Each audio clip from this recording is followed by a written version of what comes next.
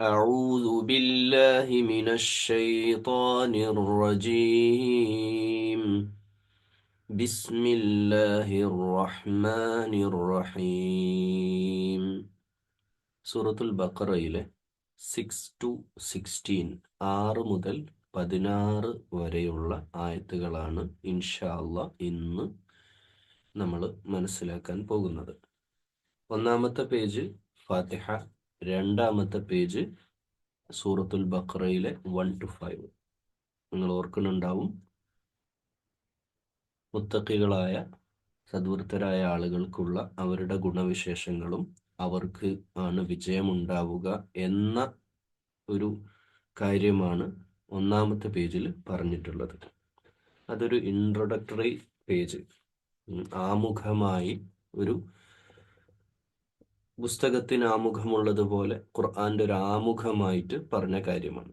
ഈ രണ്ടാമത്തെ പേജിൽ പരാജയപ്പെട്ട 2 വിഭാഗത്തെ പറ്റിയാണ് പറയുന്നത്. ഒന്നാമത്തെ പേജിൽ വിജയിച്ച ഒരു കൂട്ടരെ അല്ലെങ്കിൽ അവരുടെ സ്വഭാവ വിശേഷണങ്ങളെ പറ്റിയാണെങ്കിൽ, രണ്ടാമത്തെ പേജിൽ പറയുന്നത് 2 പരാജയപ്പെട്ട വിഭാഗത്തെ പറ്റിയാണ്. ഒന്ന് കാഫിറുകളും, 2 മുനാഫിക്കുകളും. ഈ കാഫിറും മുനാഫിക്കും പറയുമ്പോൾ നമ്മുടെയൊക്കെ മനസ്സിലേക്ക് ആദ്യം വരിക അത് വേറൊരു വിഭാഗമാണ് എന്നാണ്. വേറെ പുറത്തുള്ള ചില സാധാരണ ഒരു അറിവില്ലാത്ത ഒരു സാധാരണക്കാരനായ മുസ്ലിം വിചാരിക്കുക കാഫിർ എന്ന് പറയുമ്പോൾ അത് ഹിന്ദുക്കളാണ്, അല്ലെങ്കിൽ ക്രിസ്ത്യാനികളാണ്, അല്ലെങ്കിൽ മറ്റ് മതത്തിൽപ്പെട്ടവരാണ്, ഞങ്ങൾ മുസ്ലിങ്ങൾ അവർ കാഫിറുകൾ എന്നൊരു ധാരണ ഉണ്ട്. വളരെ തെറ്റായ ധാരണയാണ്. അങ്ങനെ ഒരു ചിന്ത മനസ്സിൽ വെച്ച് അത് ഈ പേജ് കഴിയുമ്പോൾ ഒരു പക്ഷേ നമുക്ക് ബോധ്യപ്പെടും. മുനാഫിക്കുകൾ പിന്നെ നമുക്കറിയാലോ, നമ്മുടെ ഉള്ളിലുള്ളവരെ കാര്യം തന്നെയാണ് പറയുന്നത്, പുറത്തുള്ളവരെ കാര്യമല്ല. അപ്പോൾ കാഫിറുകൾ ആരാന്നുള്ളത് വ്യക്തമായിട്ടൊരു വിശദീകരണം ഇൻഷാ അല്ലാഹ് തരാനാണ് ഞാൻ ഉദ്ദേശിക്കുന്നത്. മുനാഫിക്കുകളിൽ ആർക്കും സംശയമില്ലല്ലോ, നമ്മുടെ ഉള്ളിലുള്ള ആളുകൾ, അഥവാ അള്ളാഹുവിനെ അംഗീകരിച്ച് മുസ്ലിം നാമധാരികളായിട്ട് ജീവിച്ചുകൊണ്ട് സമുദായത്തിൻ്റെ ഉള്ളിൽ നിന്നുകൊണ്ട് തന്നെ കാപ്പട്യ സ്വഭാവം, മുനാഫിക്ക് നിഫാഖ് എന്ന വാക്കിൻ്റെ അർത്ഥം കാപ്പട്യ എന്നാണ്. കാപ്പട്യ സ്വഭാവമുള്ള കപട, യഥാർത്ഥത്തിൽ അവർ ഇതിൻ്റെ ആൾക്കാരല്ല, എന്നാൽ നമ്മുടെ ഉള്ളിൽ കയറിയിരിക്കുന്നുണ്ട്. ഏതുപോലെയെന്ന് വെച്ചാൽ ചാരപ്പണി എടുക്കുന്ന ഒരു പണി. അതായത് ഇപ്പോൾ വേറൊരു രാജ്യത്തെ ആളുകൾ നമ്മുടെ രാജ്യത്ത് വന്ന് ഈ രാജ്യത്തിൻ്റെ രഹസ്യങ്ങൾ അറിയാൻ, അല്ലെങ്കിൽ വേറൊരു പാർട്ടിയിൽപ്പെട്ട ആൾ നമ്മുടെ പാർട്ടിയിൽ വന്നിട്ട് രഹസ്യങ്ങൾ അറിയാൻ വേണ്ടി ചാരപ്പണി ചെയ്യുന്നതിന് സമാനമായ, അത് എത്രത്തോളം അയാൾ ഒരു പാർട്ടിക്ക് അപകടം ഉണ്ടാക്കുമോ, ഒരു രാജ്യത്ത് അപകടം ഉണ്ടാക്കുമോ, അങ്ങനെയുള്ള ആളുകളോട് ആ രാജ്യത്തെ ആളുകളും ആ പാർട്ടിയും എത്രത്തോളം വെറുപ്പും വിദ്വേഷവും വെക്കേണ്ടി വരും ആ പണിയെടുക്കുന്ന ആളുകൾക്ക്. അത്രയും വലിയ, അതിനേക്കാൾ അപകടകാരികളായ, ഒരു പക്ഷേ കാഫിറിനേക്കാളും അപകടകാരികളായ ടീം എന്ന് പറഞ്ഞാൽ ഇസ്ലാമിൻ്റെ ഉള്ളിലുള്ള മുനാഫിക്കുകളാണ്. ഈ 2 വിഭാഗത്തെയാണ് ഈ ഒരു പേജിൽ അള്ളാഹു കൈകാര്യം ചെയ്യുന്നത്. ഇൻഷാ അല്ലാഹ് നമുക്ക് പഠിക്കാം.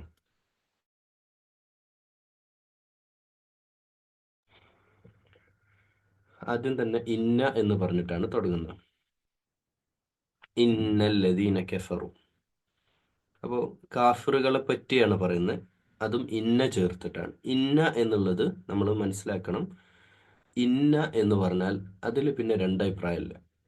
എന്ന് വെച്ചാൽ അത് ഇൻഡീഡ്, ഇംഗ്ലീഷിൽ പറയാണ് ഇൻഡീഡ്, തീർച്ചയായും, അതിൽ യാതൊരു ലേശം സംശയമില്ല, ഉറപ്പിച്ചോളി എന്ന് പറയുന്ന ഒരവസ്ഥയാണ്. ഇന്നല്ലദീന കഫറു, നിശ്ചയമായിട്ടും കാഫിറുകൾ, സവാഉൻ അലൈഹിം അഅൻദർതഹും അം ലം തുൻദിർഹും ലാ യുഅ്മിനൂൻ. അവരോട്, ഈ അൻദർതഹും എന്ന് പറഞ്ഞ ഉത്ബോധനം, നമ്മൾ അവരോട് വയത് പറയാൻ പോകുന്നതും പറയാതിരിക്കണം സമാണ്. അവർ നിഷേധികളാണ്, അവരോട് പറഞ്ഞിട്ട് കാര്യമല്ല എന്നാണ് ആദ്യം പറയുന്നത് കാഫിറുകൾ. അപ്പോൾ ഒരു കാഫിറിന്റെ മാനസികാവസ്ഥയാണ് വിശുദ്ധ ഖുർആൻ വരച്ച് കാണിക്കുന്നത്. അപ്പോൾ കാഫിറായ ഒരു മനുഷ്യന്റെ അടുത്ത് നമ്മൾ സത്യപ്രബോധനവുമായിട്ട് ചെന്നു കഴിഞ്ഞാൽ, അല്ലെങ്കിൽ അവരോട് ഇസ്ലാമിനെ പറ്റി, ദീനിനെ പറ്റിയോ തൗഹീദിനെ പറ്റിയൊക്കെ സംസാരിച്ചാൽ തന്നെ അവരുടെ അവരത് അവർക്കത് ഉൾക്കൊള്ളാനുള്ള ശേഷി പോലും ഉണ്ടാവില്ല. അവരതിനെ പരിഗണിക്കുക പോലും ചെയ്യൂല. അത് അവരുടെ ഒരു തരം മാനസികാവസ്ഥയാണ്. ആ മാനസികാവസ്ഥ ഉള്ളത് കൊണ്ട് തന്നെ രണ്ടാമത്തെ ആയത്തിൽ എന്ത് ചെയ്തെന്നറിയോ? അള്ളാഹു എന്ത് ചെയ്തെന്നറിയോ? ഖത്തമല്ലാഹ്, അള്ളാഹു അങ്ങ് ബ്ലോക്ക് ആക്കി കളഞ്ഞു. ആ ഒരു സത്യത്തെ ഉൾക്കൊള്ളാനും ശരിയെ പറ്റി ചിന്തിക്കാനുമുള്ള മാനസിക അവസ്ഥ ഇല്ലാത്തത് കൊണ്ട് തന്നെ അവരുടെ കൽബിനെ, ഖുലൂബിഹിം ഖതമല്ലാഹു അലാ ഖുലൂബിഹിം, അവരുടെ കൽബിനെ ഖതമ ചെയ്തു. എന്താണ്? മൂടി വെച്ചിരിക്കുകയാണ്. കൽബിനെ മാത്രമല്ല മൂടി വെച്ചത്, വഅല സമഅഹിം വഅല അബ്സ്വാരിഹിം, അവർ കേൾക്കൂല്ല, അവർ കാണൂല. ഒരു തരം ഗിഷാവ, ഒരു മൂടൽമഞ്ഞ് പോലെ അതങ്ങ് കവർ ചെയ്യപ്പെട്ടു. അത് ഉൾക്കൊള്ളാൻ പറ്റാത്ത, സത്യത്തെയോ ഒന്നിനെയും മനസ്സിലാക്കാൻ പറ്റാത്ത രീതിയിൽ അത് മൂടപ്പെട്ട് കിടക്കുകയാണ്. വലഹും, എന്നാ അവർക്ക് അദാബുൻ അളീം, കഠോരമായ ശിക്ഷയാണ്. കാഫിറുകൾ, നമ്മൾ നരകത്തെ പറ്റി പറയുമ്പോഴും, നരകം എന്ന് പറഞ്ഞാൽ ഒരു സ്ഥലമല്ല. നമ്മളത് പലപ്പോഴും നരകം എന്ന് പറഞ്ഞാൽ വെറും ഫയർ മാത്രമുള്ള സ്ഥലമാണ് എന്നാണ് നമ്മുടെയൊക്കെ ഒരു ധാരണ ഉണ്ടായിട്ടുണ്ടാവുക. അതല്ല, വ്യത്യസ്തമായ തട്ടുകളുള്ള ഒരു ട്രെയിൻ നമ്മൾ എടുക്കുകയാണെങ്കിൽ അതിൽ എ സി കോച്ച് ഉണ്ടാവും, ജനറൽ ഉണ്ടാവും, അതല്ലാത്ത സ്ലീപ്പർ ഉണ്ടാവും. അതൊക്കെ പോലെ വ്യത്യസ്ത തട്ടുകളിലുള്ള, അപ്പോൾ കാഫിറുകളെ സംബന്ധിച്ചിടത്തോളം ഏറ്റവും കഠിനമായ ശിക്ഷ ലഭിക്കുന്ന, നരകത്തിൻ്റെ ഏറ്റവും അടിയിൽ എന്ന് പറഞ്ഞാൽ ഏറ്റവും കഠിനമായ ശിക്ഷയാണ് കാഫിറുകൾക്കുള്ളത്. കാരണം അവരുടെ കാരണം ഇത് തന്നെയാണ്. ഈ ദുനിയാവിൽ ഇത്തരം മനുഷ്യന്മാരുടെ അടുക്കൽ സത്യപ്രബോധനത്തിന് സ്ഥാനമില്ല. സത്യത്തിനും നീതി, ധർമ്മം ഇതൊന്നും അവർക്ക് പറഞ്ഞതല്ല. അവര് ഒന്നും ഉൾക്കൊള്ളൂല. കൽബ്, ഇപ്പം ഇവിടെ നോക്കുക, ഇവിടെ പറഞ്ഞത് കൽബ് ഒന്ന് പറഞ്ഞു, ചെവി രണ്ട് പറഞ്ഞു. കേൾക്ക, സമഅഹിം വ അബ്സ്വാരിഹിം. ഒരു മനുഷ്യൻ സത്യത്തെ ഉൾക്കൊള്ളൽ എങ്ങനെയാണ്?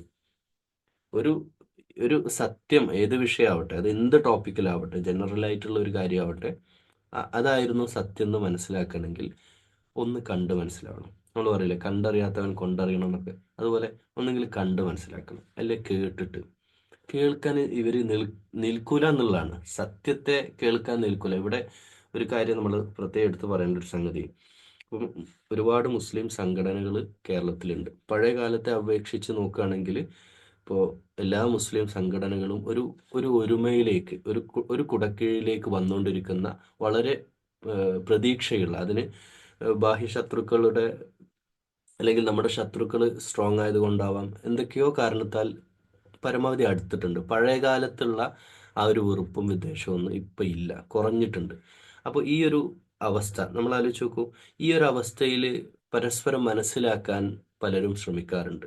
ഇപ്പോൾ ഒരു സംഘടന, ഒരു പാർട്ടി, നമ്മളൊരു പാർട്ടി എന്ന് തന്നെ പറയാം, ഒരു മുസ്ലിം സംഘടന, അവരുടെ പുസ്തകങ്ങൾ, അവരുടെ ആനുകാലികങ്ങൾ, അവരുടെ പ്രസിദ്ധീകരണങ്ങൾ, അവരുടെ വാഴലുകൾ അത് മാത്രമേ കേൾക്കുള്ളൂ. അപ്പുറത്തുള്ളവരെ കേൾക്കാൻ അവർ മനസ്സ് കാണിക്കൂല. അപ്പോൾ ഇത് കുഫിരിയത്തിൽ നിന്നുള്ള ഒരു ചിന്താഗതിയാണ്. ഞാൻ കേട്ടാൽ വഴി തെറ്റിപ്പോകും എന്ന് ചിന്തിക്കാൻ പാടില്ല. അവിടെ നമ്മൾ എല്ലാം പഠിക്കണം. അതാണ് അവിടെ പ്രധാനമായിട്ട് നമ്മൾ മനസ്സിലാക്കുക. അപ്പം ഞാൻ പറഞ്ഞല്ലോ തുടക്കത്തിൽ തന്നെ, ഈ കാഫിർ എന്നുള്ള പദം നമ്മൾ ഇതര മതസ്ഥരിലേക്ക് നമ്മൾ വെച്ച് നീട്ടരുത്. അതിന് മതത്തിൻ്റെ ബാക്ക്ഗ്രൗണ്ടിൽ ചട്ടക്കൂടിൽ വെച്ചിട്ട് സത്യനിഷേധി എന്ന് പറഞ്ഞ് നമ്മൾ വിചാരിക്കരുത്. സത്യത്തെ ഏത് ദർശനത്തിലായാലും നമ്മൾ അതിനെ ആ അർത്ഥത്തിൽ മനസ്സിലാക്കണം. യഥാർത്ഥത്തിൽ ഒരു അള്ളാഹു, ഒരു ഖുർആൻ, നമ്മൾ ആലോചിച്ച് നോക്കണം. കേരള മുസ്ലിങ്ങളുടെ, മലയാളികളായിട്ടുള്ള മുഴുവൻ മുസ്ലിങ്ങളുടെയും ഒരു ഖുർആനാണ് നമുക്കുള്ളത്. നമുക്ക് രണ്ട് ഖുർആൻ ഇല്ല, അല്ലേ? ഒരു അള്ളാഹു ഉള്ളത്, ഒരു ഹബീബേ ഉള്ളൂ. ഇത് പറയുമ്പോൾ തന്നെ നമുക്ക് രോമാഞ്ചം കൊള്ളുന്ന ഒരവസ്ഥയല്ലേ? നമ്മുടെ മനസ്സിൽ എന്തോ ഒരു ഹബീബ്, ഒരു മുഹമ്മദ് മുസ്തഫ സല്ലല്ലാഹു അലൈഹി വസല്ലം, അല്ലേ? ആലോചിച്ച് നോക്കൂ. നാളെ നമ്മൾ കേരളത്തിലെ മലയാളികളായ മുഅ്മിനീങ്ങൾ, സത്യവിശ്വാസികൾ, സ്വർഗപ്രവേശനം നേടിയവർ നബി സല്ലല്ലാഹു അലൈഹി വസല്ലമയുടെ അടുക്കൽ ചെല്ലുമ്പോൾ അവിടെ ഒരു പാർട്ടിയിലത്തെ ആളുകൾ മാത്രമാണ് എന്നാണോ എൻ്റെ പ്രിയമുള്ളവരെ ഞാനും നിങ്ങളും പ്രതീക്ഷിക്കേണ്ടത്? അല്ല, എല്ലാ പാർട്ടിയിലുള്ള ആളുകളും ഉണ്ടാവും. അപ്പോൾ സ്വർഗപ്രവേശനത്തിന്റെ മാനദണ്ഡം ഇന്ന പാർട്ടി എന്നല്ല, അമലാണ്. അത് വിശദമായ ഒരു വിഷയമാണ്. ഇൻഷാല്ല മറ്റൊരു അവസരത്തിൽ നമുക്ക് പറയാം. അമല് മാത്രം നോക്കിയിട്ടാണ് അള്ളാഹു സ്വർഗത്തിൽ എൻട്രി. അല്ല പേരോ ജാതിയോ സംഘടനയോ പാർട്ടിയോ ഒന്നുമല്ല അവിടെ. നല്ല അമലു സാലിഹാത്ത് ചെയ്തിട്ടുണ്ടോന്ന്. അപ്പോൾ ഇവിടെ കുഫ്രിയത്തിനെ നമ്മുടെ സാധാരണ ചിന്താഗതി എന്ന് പറയുന്നത് പുറമെയുള്ള മറ്റ് വേദവിശ്വാസികൾ അല്ലെങ്കിൽ മറ്റ് മത ആചാരങ്ങളിൽപ്പെട്ടവരാണ് കാഫിറുകൾ എന്ന് നമ്മൾ ചിന്തിക്കരുത്. നബി സല്ലല്ലാഹു അലൈഹി വസല്ലമയുടെ കാലഘട്ടം എടുത്ത് നോക്കുകയാണെങ്കിൽ ആ നാട്ടിൽ എല്ലാവർക്കും അള്ളാഹുവിൽ വിശ്വാസം ഉണ്ടായിരുന്നു. ഈവൻ ജൂതന്മാർക്കും ക്രിസ്ത്യാനികൾക്കും വരെ അള്ളാഹുവിൽ വിശ്വാസമുണ്ട്. കാരണം അവർക്കൊക്കെ അള്ളാഹുവിനെ അറിയാം. കാരണം അള്ളാഹു ഒരുപാട് മുമ്പുള്ളതല്ല. അറബ് ജനതയ്ക്ക് കൃത്യമായിട്ട് അറിയാം അള്ളാഹു ആരാണ് എന്ന്. അറബ് ജനത കൃത്യമായിട്ട് പഠിച്ചിട്ടുണ്ട്. അബ്ദുൽ മുത്തലിബിനെ അറിയാം. അബ്ദുൽ മുത്തലിബ് ആരാണ്? നബിയുടെ ഉപ്പ, അബ്ദുള്ളയുടെ ഉപ്പ, ഉപ്പാന്റെ ഉപ്പ അബ്ദുൽ മുത്തലിബിൻ അള്ളാഹു. കാരണം കാബ സൂറത്തുൽ ഫീൽ ഇൻഷാല്ല ചർച്ച ചെയ്യുമ്പോൾ നമുക്ക് പറയാം. അപ്പോൾ ആ സമയത്ത് അബ്ദുൽ മുത്തലിബിന്റെ അടുത്ത് വന്നിട്ട് ശത്രുക്കൾ ഇതാ അടുത്തെത്തിയിരിക്കുന്നു, കാബ പൊളിക്കാൻ വരികയാണ് എന്ന് പറയുമ്പോൾ അബ്ദുൽ മുത്തലിബ് പറയുന്നുണ്ട്, കാബയുടെ ബൈത്തുള്ള അല്ലെ, ഈ വീട്ടിന്റെ നാഥൻ അള്ളാഹു നോക്കിക്കോളും എന്ന് പറയും. നമുക്ക് പ്രതിരോധിക്കാൻ കഴിയില്ല. ഏഹ് രസകരമായ സംഗതി ഉണ്ട് അവിടെ. അപ്പോൾ ശത്രുക്കളുടെ പ്രതിനിധി അവിടെ വരുന്നുണ്ട്. എന്നിട്ട് അബ്ദുൽ മുത്തലിബിനോട് പറയാണ്, നിങ്ങൾ അറ്റാക്ക് ചെയ്യാൻ പോവാണെന്ന് പറയുമ്പോൾ, നിങ്ങൾ അറ്റാക്ക് ചെയ്തോളൂ, കാഴ്ബന്റെ നാഥൻ പ്രൊട്ടക്ട് ചെയ്തോളും, എൻ്റെ കുറച്ച് കുതിരകൾ, എൻ്റെ കുറച്ച് ഒട്ടകങ്ങൾ നിങ്ങൾ തടഞ്ഞു വെച്ചിട്ടുണ്ട്, അതെനിക്ക് വിട്ടുതരണം എന്ന് പറയുന്ന ഒരു അവസ്ഥ ഉണ്ട് അവിടെ. എന്ന് വെച്ചാൽ അവർ അത്രയും സ്ട്രോങ് ആയിട്ട് അള്ളാഹുവിൽ വിശ്വസിച്ചിരുന്നു. ഇതേ അവസ്ഥ തന്നെയാണ് ഈ മുസ്ലിം കൗമ്, ഇന്നത്തെ ഇന്ത്യൻ ജനത, ലോക ജനത അള്ളാഹുവിൽ വിശ്വസിച്ചിട്ടുണ്ട്. അള്ളാഹു ഉണ്ട് എന്ന വിശ്വാസമല്ല യഥാർത്ഥത്തിലുള്ള ഈമാൻ. അവിടെയാണ് ഈ കുഫ്രിയത്ത് കടന്നു വരുന്നത്. സത്യദർശനത്തെ, സത്യപാതയെ മനസ്സിലാക്കാൻ അത് ആരിൽ നിന്നാവട്ടെ, അത് ഏത് ഉസ്താദിൽ നിന്നാവട്ടെ, നമ്മൾ ഇതിൽ അടിസ്ഥാനപരമായിട്ട് നമ്മൾ മനസ്സിലാക്കേണ്ട വിശുദ്ധ ഖുർആന്റെയും ദീനിന്റെയും ഒരു പോളിസി ഉണ്ട് സത്യം ഉൾക്കൊള്ളുന്ന വിഷയത്തിൽ. തആവനു അലാ ബിർരി വത്തഖ്വ വ തആവനു അലൽ ഇസ്മി വൽ ഉദ്വാൻ. നന്മയിലും പുണ്യത്തിലും സഹകരിക്കുക. അത് വിശ്വാസിയുടെ പോളിസിയാണ്. ഈ പോളിസിയിൽ മാറ്റം വരുത്താൻ നമ്മുടെ മനസ്സിൽ നമുക്കിപ്പോൾ തോന്നുകയാണ്, വേറൊരു സംഘടനയുടെ ഒരു വയൽ ഇങ്ങനെ പറയുന്നുണ്ട്. അപ്പോൾ നമ്മളിങ്ങനെ സ്ക്രോൾ ചെയ്യുന്ന സമയത്ത് യൂട്യൂബിലോ എവിടെയെങ്കിലും ഇൻസ്റ്റയിലോ എവിടെയെങ്കിലും ഒന്ന് നമ്മളിത് കാണുകയാണ്. ഇത് കാണുമ്പോൾ നമ്മുടെ മനസ്സിലേക്ക് ആദ്യം വരുന്ന ഇത് ഈ പാർട്ടിയാ, വേഗം അങ്ങ് മാറ്റുക ചെയ്യുക. അല്ല, നമ്മളത് കേൾക്കണം. കേട്ടിട്ട് ആ പറയണതിൽ കാര്യം പറയുന്നത് തൗഹീദാണോ, അള്ളാഹുവിനെ കുറിച്ചാണോ, മുഹമ്മദ് റസൂൽ, അത് ആര് പറയണമെന്നുള്ള വിഷയമല്ല. അത് ആധികാരികവും പ്രാമാണികവുമാണെങ്കിൽ അത് ഉൾക്കൊള്ളാനും മനസ്സിലാക്കാനും നമുക്ക് സാധിക്കുന്നില്ലെങ്കിൽ ഈ ഗണത്തിൽ, അതായത് കുഫ്രിയത്ത് നമ്മുടെ മനസ്സിലുണ്ട് എന്നുള്ളതാണ്. ഇതിന്റെ വേറൊരു സത്യാവസ്ഥ കൂടി, ഒരു സങ്കടകരമായ ഒരു സത്യാവസ്ഥ കൂടി സഹോദരന്മാരോട് പറയാനുള്ളത്, സഹോദരിമാരോടും പറയാനുള്ളത്, നമ്മൾ ചില പണ്ഡിതന്മാർ എന്ന് പറയുന്ന ആളുകൾ, ഞാൻ പണ്ഡിതന്മാരെ വിമർശിക്കുകയല്ല, കേരളത്തിൽ നിലവിലുള്ള സാഹചര്യത്തിൽ ചില അപൂർവം ചില നേതാക്കൾ വളരെ മോശമായിട്ട് ഇതര സംഘടനകളെ അധിക്ഷേപിക്കുക. അവർ കാഫിറാണ്, അവർ മുശ്രിക്കാണ്, അവർ ഖുറാഫികളാണ്, അല്ലെങ്കിൽ അവർ ബിദഅത്തിന്റെ ആൾക്കാരാണ്, ഇതൊന്നും യഥാർത്ഥത്തിൽ മൈക്ക് കെട്ടി പറയേണ്ട വിഷയങ്ങളല്ല. ഇങ്ങനെ നമ്മൾ പ്രതികരിക്കാൻ നിന്ന് കഴിഞ്ഞാൽ ഒരു ജനതയെ അല്ലെങ്കിൽ ഒരു നമ്മൾ ആരെങ്കിലും വിചാരിക്കുന്നുണ്ടോ, ഒരു ഒരു എത്ര വലിയ ശക്തിയുള്ള പാർട്ടികളാണ് ഓരോ പാർട്ടിയും, എത്ര അണികളുണ്ട്. ഈ പാർട്ടികളിലെ മുഴുവൻ മനുഷ്യന്മാരും കാഫിറാണെന്ന് എങ്ങനെ പറയും? എത്ര നിഷ്കളങ്കമായിട്ട് 5 വക്ത് അള്ളാന്റെ മുമ്പിൽ സുജൂദ് ചെയ്ത് രാത്രി എഴുന്നേറ്റ് തഹജ്ജുദിൽ നിസ്കരിച്ച്, ആർക്കറിയാം ആരാണ് മുത്തഖി എന്ന്? നമ്മൾ ആലോചിച്ച് നോക്കും. മുത്തഖിയെ ഡിഫൈൻ ചെയ്തിട്ട് 1-ാമത്തെ പേജിൽ കൃത്യമായിട്ട് പറഞ്ഞിട്ടില്ലേ നമ്മളോട്? എന്താണ് മുത്തഖിയുടെ പ്രത്യേകത? അവൻ ഏത് പാർട്ടിക്കാരനാവട്ടെ, ഈ പണികൾ അവൻ ചെയ്യുന്നുണ്ടോ? അള്ളാഹു അല്ലാത്ത സൃഷ്ടിയെ, അള്ളാഹു അല്ലാത്ത വ്യക്തിയെ വിളിച്ച് പ്രാർത്ഥിക്കാനൊന്നും അവർ പോകുന്നില്ലല്ലോ. എവിടെയും പോയി പൂജയും വഴിപാടും കഴിക്കുന്നില്ലല്ലോ. അവർ അള്ളാഹു വഹദാനിയത്തിന്റെ ആൾക്കാരല്ലേ? അവരൊരു വിശുദ്ധ ഖുർആന്റെ അണികളല്ലേ? അവർ മുഹമ്മദ് മുസ്തഫ സല്ലല്ലാഹു അലൈഹി വസല്ലമയെ ജീവന തുല്യം, ജീവനേക്കാൾ ഏറെ സ്നേഹിച്ച് ജീവിക്കുന്നവരല്ലേ? അവരുടെ ജീവിതത്തിൽ പലിശ വാങ്ങാൻ അവർക്ക് സാധ്യത ഉണ്ടായിട്ട് പോലും അവർ പലിശ വാങ്ങാതെ പരമാവധി കടിച്ചു പിടിച്ച് ദീനിന്റെ, നബി സല്ലല്ലാഹു അലൈഹി വസല്ലം പറയുന്നുണ്ട്, അവസാനം ഒരു കാലം വരുമ്പോൾ ആ കാലഘട്ടത്തിൽ അണപ്പല്ല് കൊണ്ട് കടിച്ചു പിടിച്ച് ദീനിനെ നിലനിർത്തേണ്ട ഒരു സാഹചര്യം സാഹചര്യം, ഹലാലും ഹറാമും ഇടകലർന്ന് സമ്മിശ്രമായി നിൽക്കുന്ന ഒരു അവസ്ഥ ഉണ്ടാവും. ദീനിനെ വല്ലാതെ ആളുകൾ എല്ലാ ഭാഗത്തു നിന്ന് ആക്രമിക്കുന്ന ഒരു കാലം ഉണ്ടാകുമെന്ന് പറഞ്ഞു. അപ്പൊ അതൊക്കെ നമ്മൾ മനസ്സിലാക്കണ്ടേ?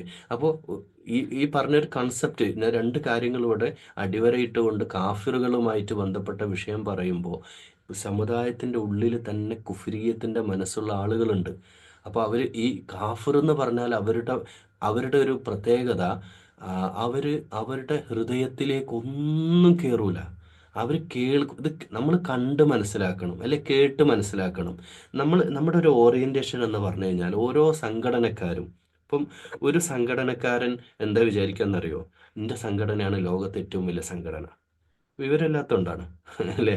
ഇതിനേക്കാൾ വലിയ എത്രയോ സംഘടനകൾ വ്യത്യസ്ത രാജ്യങ്ങളിൽ ഇസ്ലാമിക സമൂഹം നേതൃത്വം കൊടുക്കുന്ന, ആലിമീങ്ങൾ നേതൃത്വം കൊടുക്കുന്ന ഒരുപാട് സംവിധാനങ്ങളുണ്ട്. ഒന്നുമല്ല, അവരുടെ ഒന്നും പാണ്ഡിത്യത്തിന്റെയും അറിവിന്റെയും അവരുടെയൊക്കെ അമലിന്റെയും മുമ്പിൽ നമ്മളൊന്നും ഒന്നുമല്ല.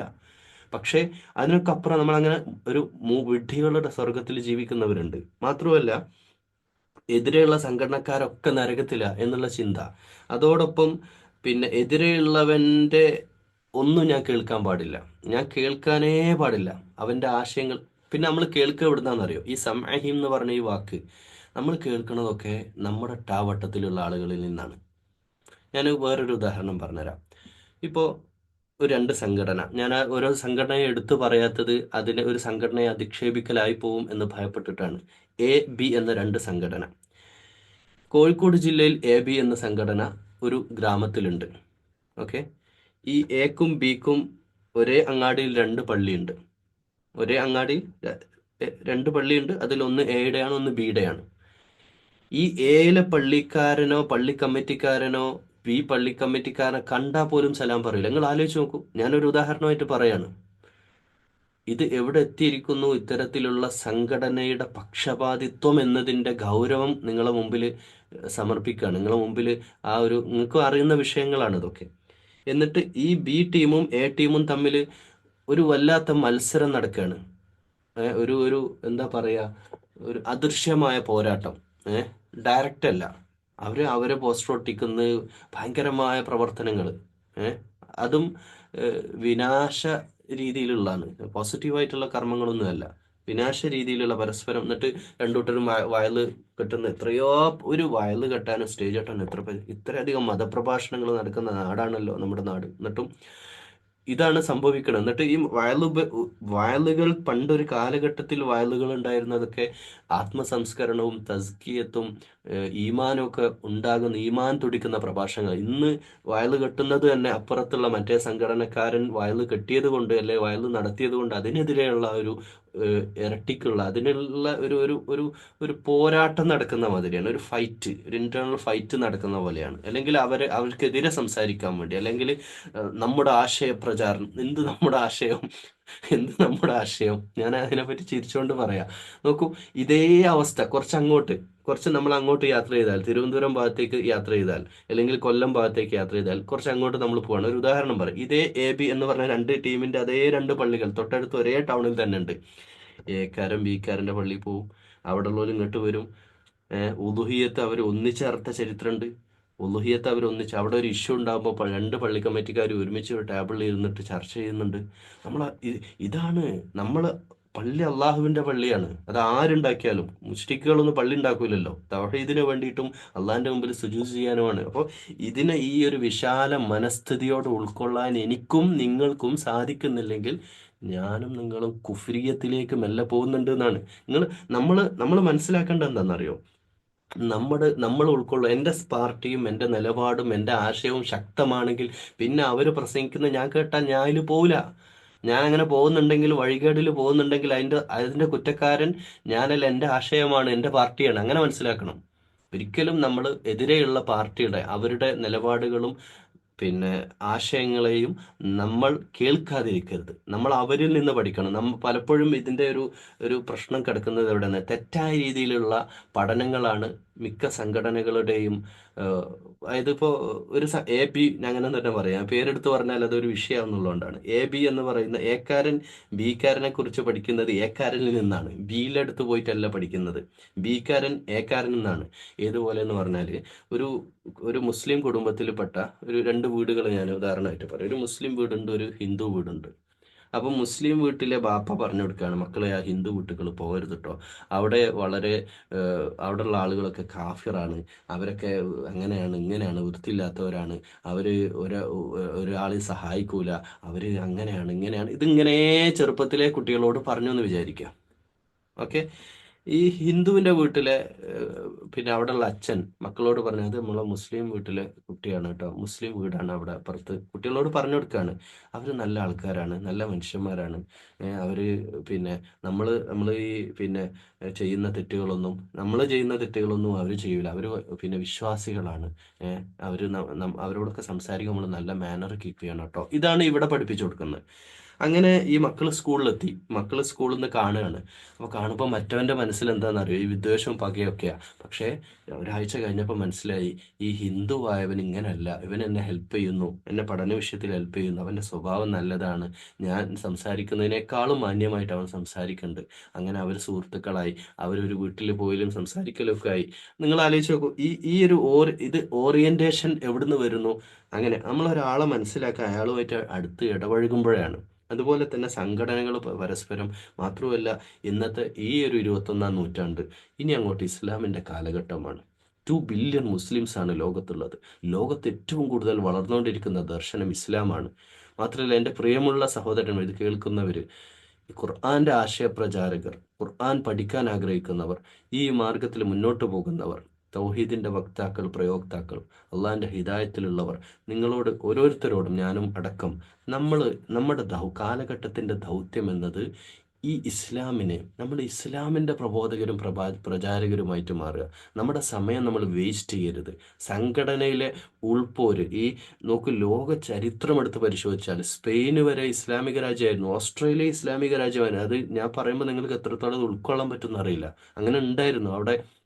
അവിടെയുള്ള ഇസ്ലാമികമായ നാഗരികതയും സംസ്കാരവും ഒക്കെ ഇല്ലാതായത് ആഭ്യന്തര സംഘർഷം കൊണ്ടാണ്.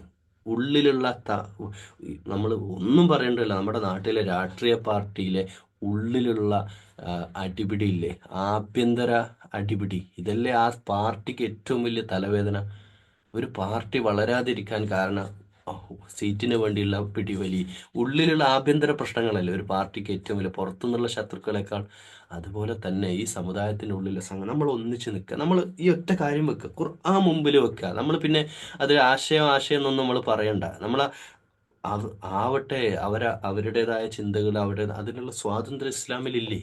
ഒരു കാഫിറിന് കാഫിറായി ജീവിക്കാൻ അള്ളാഹ് സ്വാതന്ത്ര്യം കൊടുത്തിട്ടില്ലേ? ഒരു മുശ്രിക്കിന് മുശ്രിക്കായിട്ട് ജീവിക്കാമല്ലോ.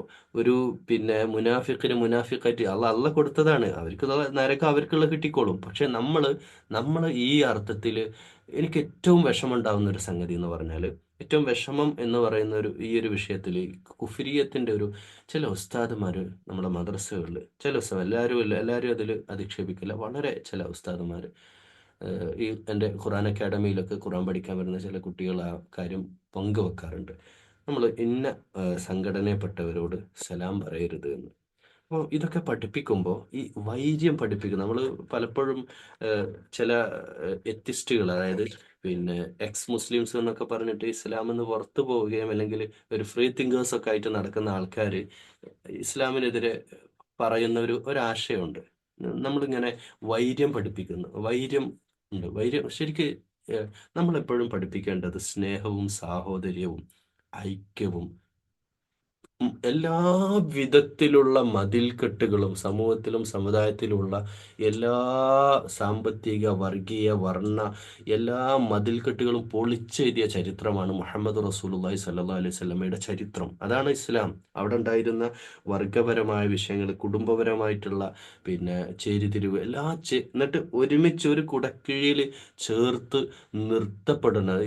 ഈ അടുത്ത കാലത്ത് ഒരു മാസികയിൽ കേരളത്തിലെ തങ്ങൾ കുടുംബം, ഞാൻ അങ്ങനെ പറഞ്ഞാൽ പെട്ടെന്ന് മനസ്സിലാവല്ലോ, തങ്ങൾ കുടുംബത്തിലെ പ്രമുഖ രാഷ്ട്രീയ ഒരു നേതാവ് ചോദിക്കുന്നുണ്ട്, ഏഹ് നമുക്ക് വിയോജിക്കാനുള്ളതിനേക്കാളേറെ യോജിക്കാനുണ്ടല്ലോ. ഒരു മനസ്സിലൊരു കുളിരുള്ള ഇതൊക്കെ പറയുമ്പോൾ നിങ്ങൾക്ക് എത്രത്തോളം ഇത് ഉൾക്കൊള്ളാൻ പറ്റുന്ന അറിയില്ല. ഒരു കുളിരണിയിക്കുന്ന ഒരു വാക്കാണ് ആ വാക്ക്. തങ്ങൾ എഴുതിയതാണത്. നമുക്ക് വിയോജിക്കാനുള്ളതിനേക്കാളേറെ യോജിക്കാനുണ്ടല്ലോ എന്ന്.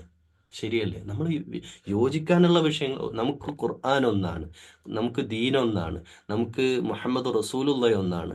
ഇത് പ്രധാനപ്പെട്ട വിഷയമാണ്. ഇത് ഇങ്ങനെ ഉൾക്കൊള്ളുമ്പോൾ നമുക്ക് നമ്മുടെ ഏഹ്, സഹോദര പാർട്ടിക്കാരനെയും നമുക്ക് ക്ഷണിക്കാനും ഒരുമിച്ചിരിക്കാനും നമ്മുടെ വീട്ടിലേക്ക് സൽക്കാരത്തിന് വിളിക്കാനും കല്യാണത്തിന് വിളിക്കാനും അതുപോലെ തന്നെയുള്ള ചടങ്ങുകൾക്ക് വിളിക്കാനും അതുപോലെ തന്നെ അവരോട് ചേർന്ന് ഒരുമിച്ചൊന്ന് ഇരിക്കാൻ പോലും. അപ്പോൾ പലപ്പോഴും ഈ ഒരു സംഘടനാ സങ്കുചിതത്വ ബോധം കാണുമ്പോൾ സലാം പറയുക പോലും ചെയ്യാതെ ഒരു തരം ഒരിക്കലും ഈ നബി സല്ലല്ലാഹു അലൈഹി വസല്ലം തൻ്റെ പാർട്ടിക്കാരനേക്ക് സലാം ഒതുങ്ങുക, കൈ കൊടുക്കാൻ പോലും ആളുകൾ മടിക്കുന്ന ഒരവസ്ഥയിലേക്ക് കാര്യങ്ങൾ എത്തുന്നു എന്നുള്ളത് ആശങ്ക ഉണ്ടാക്കുന്ന കാര്യമാണ്. മാത്രമല്ല, നമുക്ക് നമ്മുടെ ഒരു ഉമ്മത്ത് എന്നുള്ളത് ഒരു ഉമ്മ ഉമ്മ എന്നുള്ള വിഷയത്തിൽ നമ്മൾ അടിസ്ഥാനപരമായിട്ട് ചില വീഴ്ചകളുണ്ട്. അപ്പോൾ അതുകൊണ്ട് ഇനിയുള്ള ജനറേഷൻ, പുതിയ ജനറേഷൻ, ഇനിയുള്ളവർ, പഴയ ആളുകൾ ഇനി അതൊന്നും തിരുത്തുമെന്ന് എനിക്ക് തോന്നുന്നില്ല. പുതിയ ആളുകളെങ്കിലും ഒരുമിച്ച് ഒരു മെയ്യായി ഒരുമിച്ച് നമ്മൾ പോരാടേണ്ട കാലഘട്ടമാണ്. തൗഹീദിൻ്റെ ശബ്ദത്തിൽ അള്ളാഹുവിന് വേണ്ടി ഒരുമിച്ച് നിൽക്കുക, നീതിക്ക് വേണ്ടി ഒരുമിച്ച് നിന്ന് നമുക്ക് ഒരുപാട് കാര്യങ്ങൾ ചെയ്യാനുണ്ട്. സാമൂഹ്യപരമായ ഉത്തരവാദിത്തങ്ങളുണ്ട്. ഇപ്പം വയനാട്ടിൽ ഇപ്പം അടുത്ത കാലത്തുണ്ടായ ഉരുൾപൊട്ടൽ, അതുപോലെ തന്നെയുള്ള സാമൂഹ്യ ദുരന്തങ്ങൾ, സുനാമി വന്നു, വെള്ളപ്പൊക്കം വന്നു, ഇങ്ങനെയൊക്കെ വിഷയത്തിലൊക്കെ എന്ത് രസമെന്നറിയോ. എനിക്ക് നിങ്ങളോട് പറയുമ്പോൾ മനസ്സിൽ സന്തോഷം തോന്നുന്ന ഒരു കാര്യമാണ്. നമ്മുടെ കൗമിൽ പെട്ടിട്ടുള്ള നമ്മുടെ മുസ്ലിം സമുദായത്തിലെ രാഷ്ട്രീയ പാർട്ടികളും മുസ്ലിം രാഷ്ട്രീയ പാർട്ടികളും മുസ്ലിം സംഘടനകളിലെ യൂണിഫോം ടീം പട്ടാളത്തെ പട്ടാളത്തെ പോലും അതിശയിപ്പിക്കുന്ന തരത്തിലുള്ള സേവന പ്രവർത്തനങ്ങൾ, അത് ഒരുമിച്ചാണ്. നമ്മൾ ഇവിടെ പാർട്ടിക്കാർ നാട്ടിൽ സ്റ്റേജ് കെട്ടി തല്ലുണ്ടാക്കുമ്പോൾ സേവന പൊതുപ്രവർത്തന രംഗത്ത് അവർ ഒരുമിച്ച് ഒരു ശരീരം, ഒരു ബോഡി, ഒരു ഒരു വെള്ളത്തിൽ നിന്ന് എവിടുന്നെങ്കിലും എടുത്തിട്ട് ഇങ്ങോട്ട് പൊക്കിയിട്ട് കൊടുക്കുന്നവൻ ഒരു എ പാർട്ടിക്കാരൻ ബി പാർട്ടിക്കാരൻ്റെ കയ്യിലാണ്, പിന്നെ അത് സി പാർട്ടിക്കാരൻ, അതിൻ്റെ ഇടയ്ക്ക് എല്ലാവരും ചേർന്നു എന്നുള്ളതാണ്. അപ്പം മാനവികത ഉയർത്തിപ്പിടിക്കുക, സാഹോദര്യവും സ്നേഹവും ഒരുമിച്ച് നിന്നുകൊണ്ട് മാത്രമേ നമുക്ക് ഒരു നല്ല ഒരു സമൂഹത്തിൻ്റെയും രാഷ്ട്രത്തിൻ്റെ നിർമ്മാണത്തിന് സാധ്യമാവുള്ളൂ. അതിന് വിലങ്ങുതടിയായിട്ട് കൽബും അടച്ചു വെച്ച്, ഇവിടെ കൽബ് അടച്ചു വെച്ച്, കാതടച്ചു വെച്ച്, കാണാനും പോലും അതെനിക്ക് കാണണ്ട, അവരെ പാർട്ടിക്കാരൻ്റെ എനിക്ക് കാണണ്ട, അവന് എന്ത് നന്മ ചെയ്തിട്ടും കാര്യമല്ല, ഞാനത് അംഗീകരിക്കൂല എന്ന് പറയുന്ന അവസ്ഥയിലേക്ക് നമ്മൾ എത്തുന്നുണ്ടെങ്കിൽ അത് കുഫിരിയത്തിൻ്റെ അംശമാണ് എന്ന് ഈ ആയത്തുകളുടെ വെളിച്ചത്തിൽ പറയാണ്.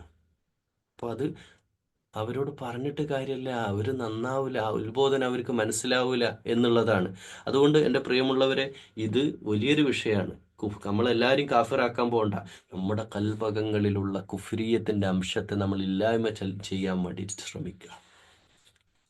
അറിയാനും മനസ്സിലാക്കാനും കണ്ടും കേട്ടും ചിന്തിച്ചും മനസ്സിലാക്കാനും സത്യപാത തിരഞ്ഞെടുക്കാനുമുള്ള ഈ ഒരു ജിഹാദിൻ്റെ പ്രവർത്തനം, അതൊരു ജിഹാദാണ്. നന്മയും സത്യവും മനസ്സിലാക്കാനും നേരുമൊക്കെ മനസ്സിലാക്കാനും നമ്മൾ മുന്നോട്ട് വരണമെന്നാണ് ഈ രണ്ടായത്തുകൾ ഉയർത്തിപ്പിടിച്ചുകൊണ്ട് പറയാനുള്ളത്. കുഫ്രിയത്തിൻ്റെ അംശം നമ്മുടെ മനസ്സിലുണ്ടാവരുത്. അതൊരിക്കലും മറ്റ് ഇതര മതക്കാരുടെ, ഒരുപക്ഷെ ഈ കാഫിർ എന്നാൽ സത്യം അറിഞ്ഞ് നിഷേധിക്കുന്നവരല്ലേ. ഞാൻ നിങ്ങൾ ഒരു രസകരമായിട്ടൊരു കാര്യം ചോദിച്ചോട്ടെ. നാളെ അള്ളാഹിൻ്റെ കോടതിയിൽ ഹിസാബിൻ്റെ സമയത്ത് ഈ പറഞ്ഞ ഹിന്ദുവും ക്രിസ്ത്യാനിയും അല്ലേ മതമുള്ളവനും അല്ലേ ഇവിടെ നാട്ടിൽ കള്ളുടിച്ചെടുക്കുന്ന കുറേ മനുഷ്യന്മാരില്ലേ, ഒരു തരത്തിലുള്ള, അല്ലെങ്കിൽ കള്ളുടിച്ചെടുക്കുന്ന പോട്ടെ, നല്ല മനുഷ്യന്മാരായിട്ട് ജീവിക്കുന്ന ഒരുപാട് മനുഷ്യന്മാരില്ലേ.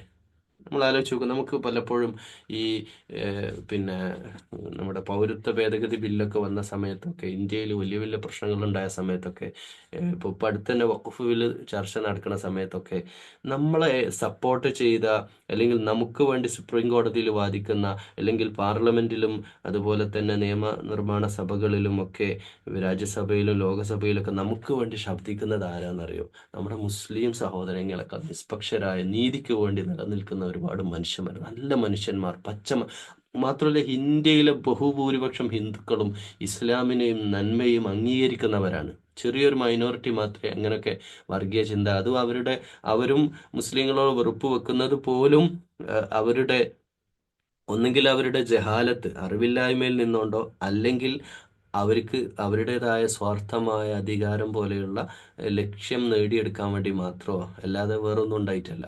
പക്ഷെ ആ ആളുകളൊക്കെ നമ്മൾ ആലോചിച്ച് നോക്കും, ഈ മനുഷ്യന്മാരൊക്കെ ഇവരൊക്കെ നമ്മ ആദമിന്റെ മക്കളായിട്ട് കാണുമ്പോൾ നമ്മൾ ആലോചിച്ച് നോക്കും, നമുക്ക് വേണ്ടി ഒരു സമുദായത്തിന് വേണ്ടി അവർ എഴുന്നേറ്റ് നിന്ന് സംസാരിക്കുമ്പോൾ അവരൊക്കെ സ്വർഗത്തിൽ വരണം നമ്മൾക്ക് ആഗ്രഹമല്ലേ?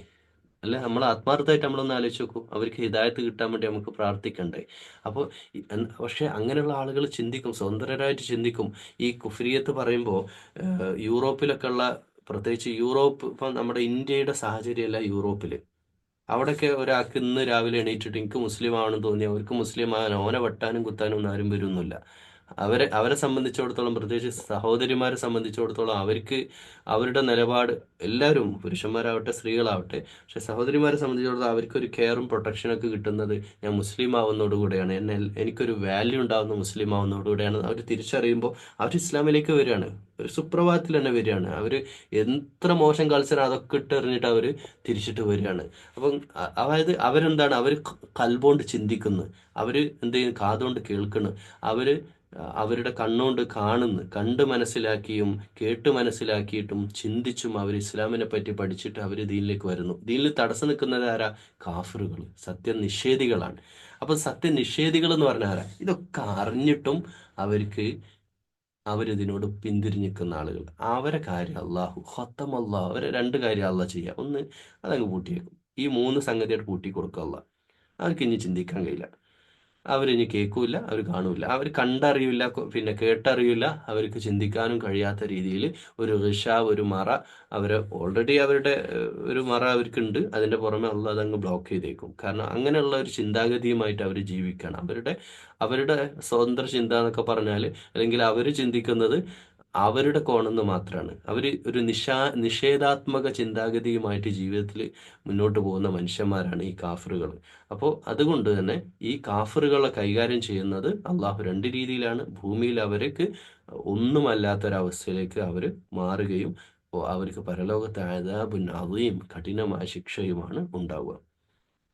പരലോകത്ത് ഈ ഞാൻ നേരത്തെ പറഞ്ഞ പോലെ നീതിക്ക് വേണ്ടി ഉയർത്തെഴുന്നേൽക്കപ്പെട്ട, അല്ലെങ്കിൽ നീതിക്ക് വേണ്ടി ലോകത്ത് നിലകൊണ്ട ഒരുപാട് മനുഷ്യന്മാർ, അത് ഈ ലോകത്തിന്റെ എല്ലാ കോണുകളിലും. ഇന്നിപ്പോൾ ഫലസ്തീന്റെ വിഷയത്തിൽ നമ്മൾ ആലോചിച്ച് നോക്കൂ, നീതിക്ക് വേണ്ടി ശബ്ദിക്കുന്ന ആരൊക്കെയാണ്? ഒരുപക്ഷെ മുസ്ലിങ്ങളെക്കാൾ ഒരു പടി മുന്നിൽ നിൽക്കുന്ന യൂറോപ്യൻ രാജ്യങ്ങളിലൊക്കെ അവരുടെ പാർലമെന്റുകളിലൊക്കെ അതിശക്തമായി നീതിക്ക് വേണ്ടി, മനുഷ്യത്വത്തിന് വേണ്ടി, ഹ്യൂമാനിറ്റിക്ക് വേണ്ടിയിട്ട് അവർ എണീറ്റ് നിന്ന് ശബ്ദിക്കുമ്പോൾ, ഇങ്ങനെയുള്ള ആളുകളൊക്കെ ഒരു പക്ഷേ നമ്മൾ ആലോചിച്ച് നോക്കണം. ചില ആളുകളുടെയൊക്കെ ജീവിതം നമ്മൾ പഠിച്ചു കഴിഞ്ഞാൽ അവർ ഇസ്ലാമിനെ പറ്റി ഒന്നും അറിയില്ല, പക്ഷെ അവർക്ക് എത്തിക്സ് ഉണ്ട്. അവർ നീതി നടപ്പാക്കുകയും സത്യത്തിന് വേണ്ടി അവരുടെ കുടുംബത്തിൽ, ഫാമിലി ലൈഫിൽ, സാമ്പത്തിക കൈകാര്യം ചെയ്യുന്നിടത്തൊക്കെ എത്തിക്സ്, വളരെ ശുദ്ധന്മാരായ മനുഷ്യന്മാരുണ്ട്. ഇങ്ങനെയുള്ള ആളെ നാളെ അള്ളാഹു കോടതിയിൽ വിചാരണ ചെയ്യുമ്പോൾ നീ കാഫിറാണോ എന്നല്ലല്ലോ അള്ളാഹ് ചോദിക്കുക. ആരാ കാഫിർ? ഓൻ പറയും എനിക്കറിയില്ലായിരുന്നു, എനിക്ക് ദുനിയാവിൽ അങ്ങനെ ഒരു അള്ളാഹിനെ പറ്റി, ദീനിനെ പറ്റി എനിക്ക് ഒരു എൻ്റെ ആരും എനിക്ക് പറഞ്ഞു തന്നിട്ടില്ല. അതുകൊണ്ട് അയാളൊരു പക്ഷേ അള്ളാഹു സ്വർഗത്തിൽ, കാരണം അയാളെ സംബന്ധിച്ചിടത്തോളം അയാൾക്ക് ദീന് മനസ്സിലാക്കാനുള്ള സാഹചര്യം ഉണ്ടായില്ല. പക്ഷെ ദീനൊക്കെ മനസ്സിലാക്കിയിട്ട് കൗമിൻ്റെ അകത്ത് പെട്ടിട്ടും നിസ്കാരത്തെ പറ്റി അറിഞ്ഞിട്ട് നിസ്കരിക്കാത്തവർ, പലിശ വാങ്ങരുത് എന്ന് അറിഞ്ഞിട്ട് പലിശ, ഇവരല്ലേ യഥാർത്ഥത്തിൽ കാഫിർ? ആണ്, അടിവരയിട്ട് പറയാ, ആണ്. നമ്മുടെ കൗമിന്റെ ഉള്ളിലുള്ളവരാണ് കാഫിർ, പുറത്തുള്ളവരല്ല. പുറത്തുള്ളവർക്ക് സത്യം അറിയില്ല, സത്യം അറിഞ്ഞിട്ട് എല്ലാവരും നിശ്ചയം. നമ്മൾ അറിഞ്ഞിട്ട്, നമുക്കറിയാം തൗഹീദ്, നമുക്കറിയാം വേറെ ഇത്തരത്തിലുള്ള പിന്നെ ഷിർക്ക് ചെയ്യാൻ പാടില്ല, നമുക്കറിയാം സിഹർ ചെയ്യാൻ പാടില്ല, നമുക്കറിയാം. ഇതൊക്കെ അറിഞ്ഞിട്ടും നമ്മൾ ചെയ്യുന്ന കുഫ്രിയത്ത്, അത് ഈ കുഫ്രിയത്ത് പറയുമ്പോൾ ചെറിയ നിസ്സാര വിഷയത്തിൽ, ഇപ്പം ഉമ്മ ഒരു ഉദാഹരണം പറയും, ഉമ്മയായിട്ട് ബന്ധപ്പെട്ട് നമ്മൾ ജീവിതത്തിൽ നിലപാടെടുക്കുമ്പോൾ, അല്ലെങ്കിൽ കല്യാണമായിട്ട് ബന്ധപ്പെട്ട് കുഞ്ഞു കുഞ്ഞു വിഷയത്തിൽ വരെ അള്ളാന്റെ ഇഷ്ടം നമ്മളത് മാറ്റി വെക്കൂലേ? നമുക്കിപ്പോൾ ഒരു വിഷയത്തിൽ നിലപാടെടുക്കാൻ വരുമ്പോൾ, കാര്യത്തിൽ ഇപ്പം അള്ള തൽക്കാലം അങ്ങ് സൈഡായിക്കോട്ടെ, ഇപ്പം അള്ള വേണ്ട, കാറ് ഓടിക്കണം, കാറ് വാങ്ങണം നമ്മളിങ്ങനെ ചിന്തിച്ചുകൊണ്ടിരിക്കുക. അപ്പോൾ ഇൻട്രസ്റ്റ് കുറച്ച് കിട്ടുകയല്ലേ, പലിശ ഇപ്പോൾ ഒരു 2 ലക്ഷം അല്ലേ ആവുള്ളൂ. അതിപ്പോ അല്ല, ഇതിപ്പോ ഇസ്ലാമിക രാജ്യമൊന്നും അല്ലല്ലോ. ഇത് ഉളുറുകൾ നമ്മുടെ മനസ്സിൽ ഇങ്ങനെ ഇട്ടിട്ടിട്ട് വരികയാണ്. അപ്പോൾ നമ്മൾ ആ പലിശയിലൂടെ വീഴുകയാണ്. ഇങ്ങനെയാണല്ലോ ഇബ്ലീസ് നമ്മളെ ചതിയിൽ കൊടുക്കുന്നതും. അപ്പോൾ ഈ കുഫ്രിയത്ത് നമ്മുടെ അകത്തുള്ളത് തന്നെയാണ്. അതാണ് ഇപ്പം ഈ രണ്ടായത്തിൽ ഇത്രയും വിശദീകരിച്ച് വരുന്നത്. പുറത്തേക്ക് നമ്മൾ ടിക്കറ്റ് കൊടുക്കാൻ വരട്ടെ, നമ്മുടെ ഉള്ളിലുള്ള കുഫ്രിയത്തിന്റെ, നമ്മൾ ഷിർക്ക്, വലിയ ഷിർക്ക്, ചെറിയ ഷിർക്ക് എന്ന് പറയാം. ഷിർക്ക് ഒന്നേ ഉള്ളൂ, പക്ഷെ നമ്മൾ അപ്പോൾ ചെറിയൊരു ഷിർക്കാണ്. പിന്നെ നമുക്കിപ്പം ഒരു ഡോക്ടർ മരുന്ന് എഴുതി തരുന്നു, ഒരു ഗുളിക തന്നു, ടാബ്ലറ്റ്. അപ്പം നമ്മളത് കഴിക്കുമ്പോൾ ബിസ്മി ചൊല്ലിക്കൊണ്ട് അള്ളാഹുവാണ് എൻ്റെ രോഗം ഷിഫയാക്കുന്നത്, ഡോക്ടർ എനിക്ക് മരുന്ന് തന്ന് ചികിത്സിച്ചു, അള്ളാഹുവിനാണ് ഇത് മാറ്റാനുള്ള കഴിവുള്ള എന്ന ചിന്തയോട് കൂടിയാണല്ലോ നമ്മൾ മരുന്ന് കഴിക്കേണ്ടത്. അതല്ലാതെ ആ മരുന്നാണ് എൻ്റെ അസുഖം മാറ്റുക, അത് മാത്രമാണെന്നുള്ള പൂർണ്ണമായിട്ട് അതിനെ ഡിപ്പെൻഡ് ചെയ്യുമ്പോൾ അതൊരു കുഞ്ഞു ശിർക്ക്. അതായത് ആ ഐഡിയ നിങ്ങൾക്ക് മനസ്സിലായെന്ന് വിചാരിക്കുന്നു. അതുപോലെ തന്നെ കുഫ്രിയത്ത്, ഈ നിഷേധാത്മകമായിട്ടുള്ള ഒരു സമീപനം, നമ്മൾ ചെറിയ ചെറിയ വിഷയങ്ങളിൽ വരെ ആ ചെറിയ ചെറിയ കുഫർ നമുക്കുണ്ടാവുന്നുണ്ട്. അങ്ങനെ നമ്മുടെ ജീവിതത്തിൽ പിന്നെ കുഫിരിയത്തില്ലാതെ നമ്മൾ മാറ്റണം. അപ്പോൾ നമ്മൾ കാഫിർ എന്ന് പറഞ്ഞ ഏതെങ്കിലും ഒരു സംഘടനൻ്റെ ആൾക്കാരെയോ പാർട്ടിയോ മതത്തെയോ ഒന്നും ഒരിക്കലും നമ്മൾ പറയരുതേ എന്ന ഒരു വാക്കോട് കൂടെ നമുക്കിനി അടുത്ത ടീമിനെ, രണ്ട് ടീമിനെ പറ്റിയാണ് ഇവിടെ നമ്മൾ ഡിസ്കസ് ചെയ്യുന്നത്. കാഫിറുകളെ പറ്റി, മുനാഫിക്കുകളെ പറ്റിയാണ്. അപ്പോൾ ഒന്നാമത്തെ പാർട്ട് കാഫിറുകളെ പറ്റി. ഇനി പറയാൻ പോകുന്ന ആയത്ത് വമിനന്നാസ്, നാസ് എന്നാണ് പറഞ്ഞത്, ജനങ്ങളിൽ മറ്റൊരു വിഭാഗമുണ്ട്. മയ്യക്കൂലു, മുനാഫിക്കിനെ പറ്റിയാണ് ഇനി പറയാൻ പോകുന്നത്. ആമന്ന ബില്ലാഹി വബിൽ യൗമിൽ ആഖിർ, ഞാൻ അല്ലാഹുവിൽ വിശ്വസിച്ചിരിക്കുന്നു, പരലോകത്തിൽ വിശ്വസിച്ചിരിക്കുന്നു, ഞാൻ വലിയ മുഅ്മിനാണ്, എൻ്റെ താടി കണ്ടോ, എൻ്റെ തൊപ്പി കണ്ടോ, എൻ്റെ പാർട്ടി കണ്ടോ, ഞാനിതാ വലിയ സംഭവമാണ് എന്ന് പറഞ്ഞെടുക്കുന്ന ചില ആൾക്കാരുണ്ട്. വമാഹും ബി മുഅ്മിനീൻ, അവർ സത്യവിശ്വാസികളേ അല്ല. എന്ത് ക്ലിയർ ആയിട്ടാ പറഞ്ഞിരിക്കുന്നത്. അവർ മുഅ്മിനല്ല, അവരുടെ ഈമാൻ അവരുടെ കൽബകത്തിൽ എത്തിയിട്ടില്ല. അത് അവരുടെ ജീവിതത്തിൽ ശരിക്കും ഇറങ്ങി പരിശോധിച്ചാൽ, അങ്ങനെ ഒരാളെ ജീവിതത്തിൽ നമ്മൾ ഇറങ്ങി പരിശോധിക്കാൻ പാടില്ല കേട്ടോ. ജാസൂസ് ഇസ്ലാമിൽ പാടില്ല, അങ്ങനെയുള്ള പ്രവർത്തനം ചെയ്യാൻ പാടില്ല. പക്ഷെ അങ്ങനെ ആളുകളുണ്ട് എന്ന് പറയാം. പക്ഷെ ഇത് ഈ കാഫറിന്റെ കാര്യം പറയുമ്പോഴും മുനാഫിക്കിന്റെ കാര്യം പറയുമ്പോഴും നമ്മളൊക്കെ, നമ്മുടെ ഉള്ളിലൊരു ധാരണല്ലേ, കൽവിന്റെ ഉള്ളിൽ ഞാനല്ലാന്ന്. ഞാനിപ്പോൾ ഇത് നിങ്ങളോട് സംസാരിക്കുമ്പോൾ എൻ്റെ മനസ്സിലൊരു ധാരണല്ലേ, അത് ഞാനല്ല, ഞാൻ കാഫിറൊന്നുമല്ല, ഞാൻ മുനാഫിക്കല്ല. അങ്ങനെ ചിന്തിക്കരുത് എൻ്റെ പ്രിയമുള്ളവർ. ഖുർആൻ നമ്മൾ ഓതുമ്പോൾ നമ്മൾ പിന്നെ ഇത് ഞാനാണോ, എൻ്റെ മനസ്സിൽ നിഫാഖ് എത്രത്തോളം ഉണ്ട്, ഇതിനെ പറ്റിയല്ലേ പറഞ്ഞത് എന്ന് ചിന്തിക്കുക. അതല്ലേ കഴിഞ്ഞ സൂറത്തുൽ മുനാഫിഖൂൻ ഇറങ്ങിയ സമയത്ത് ഉമർ റളിയല്ലാഹു അൻഹു അള്ളാൻ്റെ റസൂലിൻ്റെ അടുക്കൽ ഒന്ന് ചോദിക്കുന്നുണ്ട്, ഞാൻ എൻ്റെ മനസ്സിൽ നിഫാഖ് ഉണ്ടോ നബിയെ എന്ന് ചോദിക്കുന്ന അവസ്ഥയിലെത്തിയിട്ടുണ്ട്. അപ്പോൾ അതെപ്പോഴും നമ്മൾ ആത്മവിചാരണയോട് കൂടി വേണം ഇത് സംസാരിക്കാൻ, അല്ലെങ്കിൽ നമ്മളിത് കേൾക്കാൻ. അപ്പോൾ നിങ്ങളിത് കേൾക്കുമ്പോഴും ഞാനിത് പറയുമ്പോഴും ഈ നിഫാഖ് ഇതിപ്പോൾ നമ്മളെ പറ്റിയാന്ന് വിചാരിച്ചു നോക്കും. നമ്മൾ അള്ളാഹുലും അന്ത്യത്തിലേക്ക് വിശ്വസിക്കുന്നവരാന്ന് പറഞ്ഞെടുക്കണമല്ലേ. ഒമാഹും ബിമുഅ്മിനീൻ, എന്താ അവരുടെ പ്രത്യേകത? യുഹാദിഊൻ അള്ളാഹ്, അവർ അള്ളാഹിനെ വഞ്ചിക്കാനാണ് ശ്രമിക്കുന്നത്. ഒമാ യഖ്ദഊന ഇല്ലാ അൻഫുസഹും വമാ യശ്ഉറൂൻ, അവർ യഥാർത്ഥത്തിൽ അവരവരെ തന്നെയാണ്. അതായത് നിഫാഖ് എന്ന് പറഞ്ഞാൽ എന്താ അറിയോ, പുറമെ ഒരു നല്ല തൊപ്പിയൊക്കെ ഇട്ട് ഡ്രസ്സ്, പുരുഷന്മാരെ കാര്യം പറയുന്നത്, അല്ലെങ്കിൽ സ്ത്രീകളുടെ കാര്യം പറയാം, നല്ല നിക്കാബൊക്കെ ഇട്ട്, നല്ല കയ്യിൽ ഗ്ലൗസ് ഒക്കെ ഇട്ട്, ഭയങ്കരമായ ദീനീയായിട്ട് നമ്മൾ ജീവിക്കും പുറത്ത്. ഉള്ളിലുള്ള ജീവിതം, രഹസ്യ ജീവിതം എന്ന് പറഞ്ഞാൽ അത്രയും വൃത്തികെട്ടതായിരിക്കും. ഓക്കെ, അവിടെ ആരും അറിയണില്ലല്ലോ. ഓക്കെ, മാത്രമല്ല ചില ആളൊക്കെ പുറത്തൊക്കെ വലിയ ഹാജിയാരായിരിക്കും, അല്ലെങ്കിൽ പുറത്തൊക്കെ വലിയ പേരായിരിക്കും, കുടുംബത്തിൽ ഒരാൾക്ക് ഒരു വിലയുണ്ടാവില്ല. കാരണം കുടുംബത്തിൽ അത്രയും മോശം, തൊട്ടേനും പിടിച്ചതിനൊക്കെ ഭയങ്കരമായിട്ട് തെറി പറയുക, ചീത്ത പറയുക, ഒരു അർത്ഥത്തിലും അർത്ഥ കൈക്ക് ഉപ്പ് തേക്കാത്ത മനുഷ്യന്മാരെന്ന് പറയില്ല, ഒരു തരത്തിലും ധർമ്മം ചെയ്യാത്ത, ഒരാളെയും സഹായിക്കാത്ത, സ്വന്തം സ്വന്തം വീടിൻ്റെ അയൽവാസിക്ക് പാവപ്പെട്ട ഒരു വീട്, നമുക്ക് ഇത്രയേ ഏക്കർ കണക്കിന് സ്ഥലമുണ്ട്, എന്നിട്ട് ആ പാവപ്പെട്ട മനുഷ്യന്റെ വീട്ടിലേക്ക് ഒരു വഴിയാ ചോദിച്ചപ്പോൾ, ഒരു അടിയുടെ ഞങ്ങൾക്ക് വീതി കൂട്ടിയ കാർ അങ്ങോട്ട് കയറ്റേനി, കുറച്ച് ബുദ്ധിമുട്ടുണ്ട് എന്ന് പറഞ്ഞ് നമ്മളെ മുമ്പിൽ വന്നപ്പോൾ നമ്മൾ ലക്ഷക്കണക്കിന് വില പറഞ്ഞിട്ട് അയാളങ്ങോട്ട് ഒതുക്കി കളഞ്ഞു. അയാൾക്ക് തരാൻ കഴിയില്ല നമുക്കറിയാം. എന്നിട്ട് അയാളായിട്ട് ഒതുക്കി കഴിഞ്ഞു ആ ഡിമാൻഡുള്ള സമയത്ത്. എന്നിട്ട് ആ റോഡ് കൊടുത്തില്ല മനുഷ്യൻ. ഇതൊക്കെ ചെയ്യുന്ന മനുഷ്യന്മാരാണ് വലിയ ഹാജിയന്മാരായിട്ടും. ഇത് ഞാൻ ഉദാഹരണമായിട്ട് പറഞ്ഞു, നിങ്ങളെ നാട്ടിൽ ആരെങ്കിലും ഒന്നും എടുത്ത് വിചാരിക്കണ്ട, ഞാൻ പറയാണ്. ഇങ്ങനെയൊക്കെയുള്ള നിഫാഖ്, ഇതൊക്കെയാണ് നിഫാഖ്. അവര് ഫസ്റ്റ് പേജിൽ പറഞ്ഞു വമിമ്മാ റസഖ്നാഹും യുൻഫിഖൂൻ, അവരുടെ റിസ്ഖിനെ യാതൊരു മടിയുമില്ലാതെ അള്ളാഹുവിന്റെ മാർഗത്തിൽ ചെലവഴിക്കാൻ മടിയില്ലാത്തവരാണ് എന്ന് മുത്തഖികളെ പറ്റി അവിടെ പറഞ്ഞില്ലേ. ഇവിടെ അതിന്റെ നേരെ ഓപ്പോസിറ്റ് മുനാഫിക്കുകളുടെ പ്രത്യേകം, അവർ അള്ളാഹിനെ വഞ്ചിക്കാനാണ് അവർ ശ്രമിക്കുന്നത്. ഓക്കെ, അവരൊരു തരം കാപട്യമായിട്ട് അവർ ജീവിക്കുന്ന, അവർ നിസ്കരിക്കുന്നവരാണ്, അവർ അള്ളാഹുവിൽ വിശ്വസിക്കുന്നവരാണ്, പരലോകത്തിൽ വിശ്വസിക്കുന്ന, ഇതൊക്കെ ആയിട്ട് ദീനിന്റെ ഉള്ളിലുള്ളവരുടെ എന്നെ പറ്റി നിങ്ങളെ പറ്റിയുമാണ് പ്രിയമുള്ളവരെ പറയുന്നത്. എന്നിട്ട് പറയാണ് ഫീ കുലൂബിഹിം, ഇതിന്റെ പ്രശ്നം എന്താ വെച്ചോ, ഇതിന്റെ പ്രശ്നം, അടിസ്ഥാന പ്രശ്നം ഫീ കുലൂബിഹിം മറദ്, അവർക്ക് ഒരു തരം മാനസിക മാനസിക രോഗികളാണ് അവര്. ഓക്കെ, ഒരു തരം രോഗമുണ്ട് അവരുടെ മനസ്സിന്. എന്താ അറിയോ, ഈ രോഗമാണ് അവരെ ഇങ്ങനൊക്കെ ആക്കുന്നത്. ഉം. അവർക്ക് സൊസൈറ്റിയിൽ വലിയ ആൾക്കാരാവും വേണം, സമൂഹത്തിന് മുമ്പിൽ നല്ല നല്ല പിള്ള ചമയും വേണം, എന്നാലാവട്ടെ എല്ലാവിധ തോന്നിവാസങ്ങളും അവർക്ക് ചെയ്യും വേണം. ഇതാണ് അടിസ്ഥാനം. മനസ്സിലായില്ലേ? ഏ, അതുകൊണ്ട് തന്നെയാണ് ഇസ്ലാമിക് ഐഡന്റിറ്റിയിൽ നിൽക്കാനോ അല്ലെങ്കിൽ ഒരു തൊപ്പി വെക്കാനോ, നമ്മൾ ഈ തൊപ്പി വെക്കുന്നത് ഇസ്ലാമിൽ ശരിയാണോ തെറ്റാണോ എന്നുള്ള ചർച്ച അടക്കട്ടെ, താടി വെക്കുന്നത് ചർച്ച അവിടെ നിൽക്കട്ടെ, പക്ഷെ ഈ തൊപ്പിയും താടി ഇപ്പം മുസ്ലിം സ്ത്രീകളെ സഹോദരിമാരെ സംബന്ധിച്ചിടത്തോളം പോലും മഫ്തടുന്നതോടുകൂടി അത് ഐഡന്റിറ്റിയായി, മുസ്ലിം ഐഡന്റിറ്റിയായി, അവർക്ക് പരിമിതികളുണ്ട്.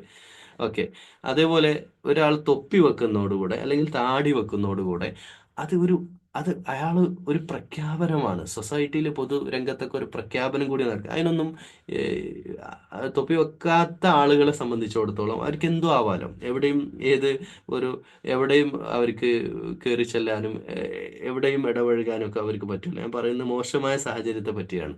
പക്ഷെ ഒരു തൊപ്പി വെച്ചിട്ട് ഇപ്പോൾ ഒരു ടീം കള്ളു കുടിക്കാന്ന് വിചാരിച്ചു, സപ്പോസ് ഒരു ഉദാഹരണം, ഒരു കാട്ടിൻ്റെ ഉള്ളിൽ, കാട്ടിൻ്റെ ഉള്ളിലൊക്കെ പോയിട്ടാണ് കള്ളു കുടിക്കുന്നത്. പണ്ടത്തെ കാലം ഇപ്പം ബാറൊക്കെ വന്നു, പക്ഷെ അങ്ങനെ ഒരു രഹസ്യമായിട്ട് ഒരു ടീം ചെയ്യാന്ന് വിചാരിക്കും. അതിന്റെ അടുക്ക് ഒരുത്തന്നെ ഒരു തൊപ്പിയും താടിയൊക്കെ വെച്ചാൽ പോയിട്ട് കള്ളു കുടിക്കുമ്പോൾ ആ കൂട്ടത്തിൽ ഇരിക്കുന്നവൻ തന്നെ പറയണം നീ ഒരു മുസ്ലിം അല്ലേ, നീ എണീറ്റ് പോ എന്ന് പറയുന്ന ഒരു അവസ്ഥയിലേക്ക് വരും. എന്ന് വെച്ച് കഴിഞ്ഞാൽ അവർ അള്ളാഹുവിനെ വഞ്ചിക്കാനാണ് അവർ ശ്രമിക്കുന്നത്. ഈ ഒരു രോഗം അവരുടെ മനസ്സിലുണ്ട്. അതുകൊണ്ട് തന്നെ അള്ള എന്ത് ചെയ്തെന്ന് പറഞ്ഞാൽ ഫസാദഹുമുല്ലാഹു മറള, അവരുടെ രോഗം അള്ളാഹ് കൂട്ടിക്കൊടുത്തു. വലഹും അദാബുൻ അലീമും ബിമാ കാനൂ യക്സിബുൻ, അവര് കള്ളന്മാരാണ്, കള്ള മുസ്ലിങ്ങൾ, അങ്ങനെയാ പറഞ്ഞത്. ഈ കിദീബൂൻ, കളവാക്കുന്നവരാണ്. അവർക്ക് കഠിനമായ ശിക്ഷ, അദാബുൻ അലീം, അദാബുൻ അദീം എന്ന് ഇവിടെ പറഞ്ഞു. ആർക്ക്? അദീമും അലീമും, ഏറ്റവും കഠിനമായ അപ്പൊ ഈ മുനാഫിക്കുകൾ ഉണ്ടാക്കിയ, ഇസ്ലാമിനുണ്ടാക്കിയ പിന്നെ മുനാഫിക്കുകളുടെ നേതാവിനെ പറ്റിയൊക്കെ നമ്മൾ ചർച്ച ചെയ്യലുണ്ട്. അപ്പോൾ അവരൊക്കെ ഇസ്ലാമിനുണ്ടാക്കിയിട്ടുള്ള ചില്ലറയൊന്നുമല്ല അപകടങ്ങൾ. കാരണം കൂട്ടത്തിൽ നിന്ന് ഇപ്പൊ മദീന ജീവിതത്തിന്റെ ഒക്കെ നബി സല്ലല്ലാഹു അലൈഹി വസല്ലമയുടെ മദീന ജീവിതത്തിലൊക്കെ അവിടെ വന്നിട്ട് ഇവിടുത്തെ വിവരങ്ങൾ ആടെ കൊണ്ടുപോയി ചോർത്തി കൊടുക്കുക, എന്നിട്ട് ഇവരെ കൂടെ നിൽക്കുക എന്നുള്ള അഭിനയിച്ചുകൊണ്ടൊക്കെ നിൽക്കുന്ന ആളുകൾ, അവരുടെ മനസ്സിലൊക്കെ നിഫാഖ് ഉള്ളത് കൊണ്ടാണ്. ഇസ്ലാമിന്റെ ആദർശങ്ങളെ, ആദർശത്തെ ആ രീതിയിൽ ഉൾക്കൊള്ളാൻ സാധിക്കാതെ, എന്നാലാവട്ടെ ഞാനൊരു മുസ്ലിമാണ് എന്നൊക്കെ ആളുകളുടെ ഇടയിൽ ഇങ്ങനെ പറഞ്ഞു നടന്ന്, അല്ലെങ്കിൽ ഞാൻ വലിയ ദീനിയാന്നൊക്കെ പറഞ്ഞു നടക്കുകയും, എന്നാൽ അവരുടെ സ്വകാര്യ ജീവിതത്തിൽ, വ്യക്തി ജീവിതത്തിൽ ആ രീതിയിലുള്ള വിശുദ്ധിയൊന്നും പാലിക്കാതെ കാപട്യം കൊണ്ടടക്കുന്ന കള്ളന്മാരായിട്ടുള്ള മുസ്ലിം സമുദായത്തിലെ, ഞാനും നിങ്ങളൊന്നും പറയുന്നില്ല, നമ്മളെ പോലുള്ള ആളുകളെ പറ്റിയാണ്. എന്ന് വെച്ചാൽ നമ്മൾ അങ്ങനെയാണ് ഖുർആൻ വായിക്കേണ്ടത്. അല്ലാതെ നമ്മൾ ഒരിക്കലും നമ്മൾ ഇതോട് വായിക്കുമ്പോഴത്തേക്ക് നാട്ടിലുള്ള ഒരു കാക്ക, അല്ല നാട്ടിലുള്ള മറ്റേ ആൾ ഇങ്ങനെയാണ്, അല്ല എൻ്റെ കുടുംബത്തിൽ ഇന്ന മനുഷ്യനുണ്ടോ അവൻ ഇങ്ങനെയാണ് എന്ന് വിചാരിക്കരുത്. നമ്മളെപ്പോഴും സെൽഫ്, എന്നെ പറ്റി, എൻ്റെ വിചാരണ, എൻ്റെ കാര്യം എപ്പോഴും ആലോചിച്ചുകൊണ്ടിരിക്കണം, സ്വന്തം കാര്യം ആലോചിച്ചുകൊണ്ടിരിക്കണം. ഇതാ കീലലഹും, ഈ ആളുകളുടെ ഒരു ക്യാരക്ടർ എന്താണെന്ന് വെച്ചാൽ അവരുടെ മെയിൻ പണി ഫസാദ് ഉണ്ടാക്കുക എന്നുള്ള. ഫസാദ് എന്ന് പറഞ്ഞാൽ എന്തെങ്കിലുമൊക്കെ പിന്നെ ശല്യം, ആളുകൾക്ക് ഇടങ്ങേറുള്ള എന്തെങ്കിലുമൊക്കെ കാര്യങ്ങൾ അവർ ചെയ്തുകൊണ്ടിരിക്കും. അവർ ഈ മുനാഫിക്ക് എന്ന് പറഞ്ഞാൽ തന്നെ ഈ പണിയെടുക്കുന്ന ആൾക്കാരാണ്. അവര് പാർട്ടിക്കുള്ളിലായാല്, ഒരു സംഘടനയിലാവട്ടെ, പള്ളി കമ്മിറ്റിയിൽ, എല്ലാത്തിൻ്റെ ഉള്ളിൽ ഇവരുണ്ടാവും. പള്ളി കമ്മിറ്റിയിൽ ഉണ്ടാവും, മദ്രസ കമ്മിറ്റിയിൽ ഉണ്ടാവും, ഇങ്ങനെ എല്ലായിടത്തും ഇവരുണ്ടാവും. ഇവര് പ്രശ്നം ഉണ്ടാക്കാനായിട്ട് നിൽക്കുന്നവരാ, അല്ലെങ്കിൽ ഇല്ലാത്ത പ്രശ്നത്തെ കുത്തിപ്പൊക്കിയിട്ട് പ്രശ്നം ഉണ്ടാക്കുന്നവരാണ്. അത് സമയത്തോ ഏത് പാർട്ടിൻ്റെ ഉള്ളിൽ ഇവരുണ്ടാവും. ഈ ഒരു നിഫാക്കിന്റെ പണി അവർ ചെയ്തുകൊണ്ടിരിക്കും. എന്നിട്ട് അപ്പൊ അവരോട് പറയും നിങ്ങൾ പ്രശ്നം ഉണ്ടാക്കല്ലേ, പ്ലീസ് പ്രശ്നം ഉണ്ടാക്കല്ലേ, അതൊക്കെ നമുക്ക് പറഞ്ഞ് സംസാരിച്ച് തീർക്കാവുന്നേ ഉള്ളൂ എന്ന് പറയുമ്പോൾ അവർ പറയും ഇന്നമ ഇന്നമ നഹ്നു മുസ്ലിഹൂ, ഞങ്ങൾ ഇസ്ലാഹ് ഉണ്ടാക്കാൻ വന്ന, ഞങ്ങൾ സുല്ല് കമ്മിറ്റിക്കാരാണ്, ഞങ്ങൾ നന്നാക്കാൻ നടക്കുന്ന ആൾക്കാരാണ്, അല്ലെ ഞങ്ങൾ ഇസ്ലാഹി പ്രവർത്തകരാണ്. അത് പറയുമ്പോൾ നിങ്ങൾ ഏത് സംഘടനയായിട്ട് ചേർക്കണ്ടട്ട, അങ്ങനെ ചിന്തിക്കണ്ടെന്ന് പറയാം. ഞങ്ങൾ ഇസ്ലാഹിന്റെ ആൾക്കാരാണ്, ഞങ്ങൾ ദീനിന്റെ ഇസ്ലാഹിന് വേണ്ടിയിട്ട് പ്രവർത്തിക്കുന്നവരാന്ന് പറഞ്ഞിട്ട് യഥാർത്ഥത്തിൽ അവർ സമുദായത്തിന് ഉണ്ടാക്കുന്ന പരിക്ക് ചില്ലറൊന്നുമല്ല. ഞാനിപ്പോൾ ഒരു ഉദാഹരണം, ഇപ്പോൾ ലേറ്റസ്റ്റ് ആയിട്ടുള്ള ഉദാഹരണം പറയാം. നമ്മുടെ കശ്മീരിൽ നടന്ന സംഭവം. കശ്മീരിൽ വിനോദസഞ്ചാരികളായ നിരപരാധികളായ, അത് മുസ്ലിങ്ങളെ അമുസ്ലിങ്ങളെ ഒക്കെ വെടിവെച്ചിട്ട് അവരിട്ടു. അറിയാതെ എന്തോ, ഇനിയിപ്പോൾ അറിഞ്ഞാണെങ്കിലും അല്ലാതെ ആണെങ്കിലും തെറ്റ് തന്നെയാണ്. തെറ്റ് തന്നെയാണ്. തീവ്രവാദം ഇസ്ലാമിലില്ല. ഇവർ ഈ ചെയ്ത പണിക്ക് ഈ സമുദായം മൊത്തം അല്ലേ ചോദ്യചിഹ്നമായി. എത്ര ആളുകൾ ഇനി ഇതിന്റെ പേരിൽ പ്രയാസപ്പെടണം? എത്ര നിരപരാധികൾ ഇനി ശിക്ഷിക്കപ്പെടേണ്ടി വരും? നിങ്ങൾ ആലോചിച്ച് നോക്കുക. അവരെന്താ പറഞ്ഞു? ഞങ്ങൾ ഇസ്ലാഹ് ഉണ്ടാകും, ഞങ്ങൾ ദീനിന്റെ ആൾക്കാരാണ്. എന്ത് ദീനിന്റെ കലിമ ചെല്ലാനൊക്കെ പറഞ്ഞെന്ന് പറഞ്ഞു. അതൊക്കെ ഒരു പക്ഷേ അതൊക്കെ ശത്രുപാളയത്തു നിന്ന് തന്നെ ആയിരിക്കാം. ശത്രുക്കൾ തന്നെ ആയിരിക്കാം അത്. അതായത് ഇസ്ലാമിന്റെയും ശത്രുക്കൾ, രാജ്യത്തിന്റെ മാത്രമല്ല ഇസ്ലാമിന്റെയും ശത്രുക്കൾ തന്നെ പടച്ചുവിടുന്നതാവാം. അതൊന്നും അറിയില്ല. പക്ഷെ എന്നിരുന്നാലും അവർ ചെയ്തത് 100% 101% തെറ്റാണ്. അവർക്കുള്ളത് ദുനിയാവിലും പരലോകത്തും വെച്ച് അള്ള കൊടുത്തിരിക്കും. അവർ ചെയ്ത് തെറ്റ് തന്നെ. അക്രമാണ് അവർ ചെയ്തിട്ടുള്ളത്. അപ്പം ഇങ്ങനെയുള്ള ആളുകൾ സമുദായത്തിന് അവരെ കൈക്ക് പിടിക്കേണ്ട സമുദായം തന്നെയാണ്, സമുദായ നേതൃത്വം തന്നെയാണ്. അപ്പൊ അങ്ങനെയുള്ള കാര്യങ്ങൾ നടക്കുന്നുണ്ട്. അപ്പൊ അവരുണ്ടാക്കുന്ന ഫസാദ്, അവർ മുനാഫിക്കുകളാണ്, അല്ലെങ്കിൽ കുഫിരിയത്തുള്ളവരാണ്, കാഫിറുകളാണ്. സമുദായത്തിന്റെ പേരിൽ അവർ അറിയപ്പെടുന്നു എന്നേ ഉള്ളൂ. അല ഇന്നഹും ഹുമുൽ മുഫ്സിദൂന വലാക്കില്ല, അവര് പോലും അറിയണില്ല എന്നല്ല അതിന്റെ സത്യാവസ്ഥ. അവരുണ്ടാക്കുന്നതൊക്കെ ഫസാദാണ്. അവരുണ്ടാക്കുന്ന നന്മക്ക് തടസ്സം നിന്നുകൊണ്ടും അവരുണ്ടാക്കുന്ന ഇസ്ലാഹ് എന്ന് പറഞ്ഞിട്ട് അവർ ചെയ്യുന്ന പ്രവർത്തനങ്ങളൊക്കെ ഫസാദാണ്. അവരത് അറിയുന്ന പോലുമില്ല എന്ന് ഖുർആൻ പറയാ. എന്നിട്ട് വൈദാ ഖീല ലഹും, അവരോട് പറയാണ്, ആമിനു കമാ ആമനന്നാസ്, ഞങ്ങളൊക്കെ വിശ്വസിച്ച പോലെ തൗഹീദിൽ അടിയുറച്ച് വിശ്വസിച്ച് ഈ ദീൻ അനുസരിച്ചുകൊണ്ട് നിങ്ങൾ ജീവിതം ക്രമപ്പെടുത്തൂ എന്ന് അവരോട് പറഞ്ഞാൽ അവർ ഖാലു അനുമിനു കമാ ആമന സുഫഹ, ഈ വിഡ്ഢികളൊക്കെ ഏർ, വിശ്വസിക്കുന്ന പോലെ ഞങ്ങൾ വിശ്വസിക്കാനോ? ഇല്ല, ഞങ്ങൾ ഈ മദ്രസ പൊട്ടന്മാർ അല്ലെ, അങ്ങനെയൊക്കെ ഇപ്പം ടേം പറയുന്നു. മദ്രസ പൊട്ടന്മാർ, അല്ലെങ്കിൽ ഈ പിന്നെ ഒന്നും അറിയാത്ത ഈ മനുഷ്യന്മാർ വിചാരിക്കുന്ന ഈ യാഥാസ്ഥിക ചിന്താഗതികൾ, അല്ലെങ്കിൽ ഖുറൈശി അറബ് കൾച്ചറൊക്കെ ഇവിടെ കൊണ്ടുവന്ന് നടപ്പാക്കുന്ന പോലും ഞങ്ങളൊക്കെ മോഡേൺ ആണ്, ഞങ്ങൾ ഫ്രീ തിങ്കേഴ്സ് ആണ് എന്നൊക്കെ പറഞ്ഞിട്ട് മുസ്ലിം കമ്മ്യൂണിറ്റിയിൽ അവരെല്ലാ കാലത്തും ഉണ്ടാവും ഇങ്ങനെ ഒരു ടീം. അവർ അങ്ങനെ ജീവിക്കും. അവര് അല ഇന്നഹും ഹുമു സുഫഹ, യഥാർത്ഥത്തിൽ പൊട്ടന്മാർ. ഇവിടെ അങ്ങനെ സുഫഹ വിഡ്ഢികൾ. വലാക്കി അവർ തന്നെയാണ് ആര്? ഇവര് ഇത്രയും നല്ലൊരു ഇസ്ലാമിക ആദർശ സംവിധാനത്തിന്റെ ഉള്ളിൽ മുസ്ലിമായി ജനിക്കാൻ അവസരം കിട്ടിയ മഹാഭാഗ്യത്തെ നിഫാക്കിലൂടെ നിഫാക്ക് ഉണ്ടാകാൻ കാരണം ഈ രോഗമാണ്. ഒരു തരം മറവ്, ഒരു തരം രോഗം, മാനസിക രോഗം ഉണ്ടായിട്ട് ആ മാനസിക രോഗം അള്ള കൂട്ടിക്കൊടുക്കുകയും ചെയ്യും. അവർക്ക് ഒരിക്കലും തൗഹീദ് ഉൾക്കൊള്ളാൻ കഴിയാത്ത വിധം അവരുടെ മനസ്സിൽ അങ്ങനെ അങ്ങ് പോവും. അവർ ഭൂമിയിൽ കുഴപ്പമുണ്ടാക്കിക്കൊണ്ടിരിക്കും. സമുദായത്തിലും പാർട്ടിയിലും സംഘടനയിലും ഒക്കെ ഒരു കുഴപ്പക്കാരായിരിക്കും. അവർ ആ കുഴപ്പമായിട്ട് ജീവിക്കുകയും മാത്രമല്ല, അവർക്കൊരു രണ്ട് മുഖമുണ്ട്. അതാണ് ഇവിടെ അടിവരയിട്ട് മുനാഫിക്കുകളുടെ രണ്ടാമത്തെ മുഖം, സെക്കൻഡ് ഫേസ്. وَإِذَا لَقُوا الَّذِينَ آمَنُوا قَالُوا آمَنَّا. അവര് മുസ്ലിമായ, അപ്പോൾ നമ്മുടെ നാട്ടില് ഇസ്ലാമിക ഐഡന്റിറ്റിയിൽ ജീവിച്ച് നല്ലൊരു മുസ്ലിം കമ്മ്യൂണിറ്റി, അല്ലെങ്കിൽ ഒരു മുസ്ലിം പാർട്ടിക്കാരുടെ, അല്ലെങ്കിൽ ഒരു ടീമിന്റെ അടുത്ത് ഓല് വന്നിരിക്കുകയാണെങ്കിൽ ഓല് നമ്മളെക്കാൾ വലിയ ദീന് സംസാരിക്കുന്നവരായിരിക്കും. നമ്മളെക്കാൾ വലിയ ദീന് സംസാരിക്കുന്ന ആളുകളായിരിക്കും. ഞങ്ങൾ വലിയ വിശ്വാസിയാന്നുള്ള രീതിയിലാണ് അവന് സംസാരിക്കുക. മനസ്സിലായോ? ഞാനൊരു ഉദാഹരണം പറയാം. ഒരു കല്യാണ വീട് ആണെന്ന് വിചാരിക്കാം.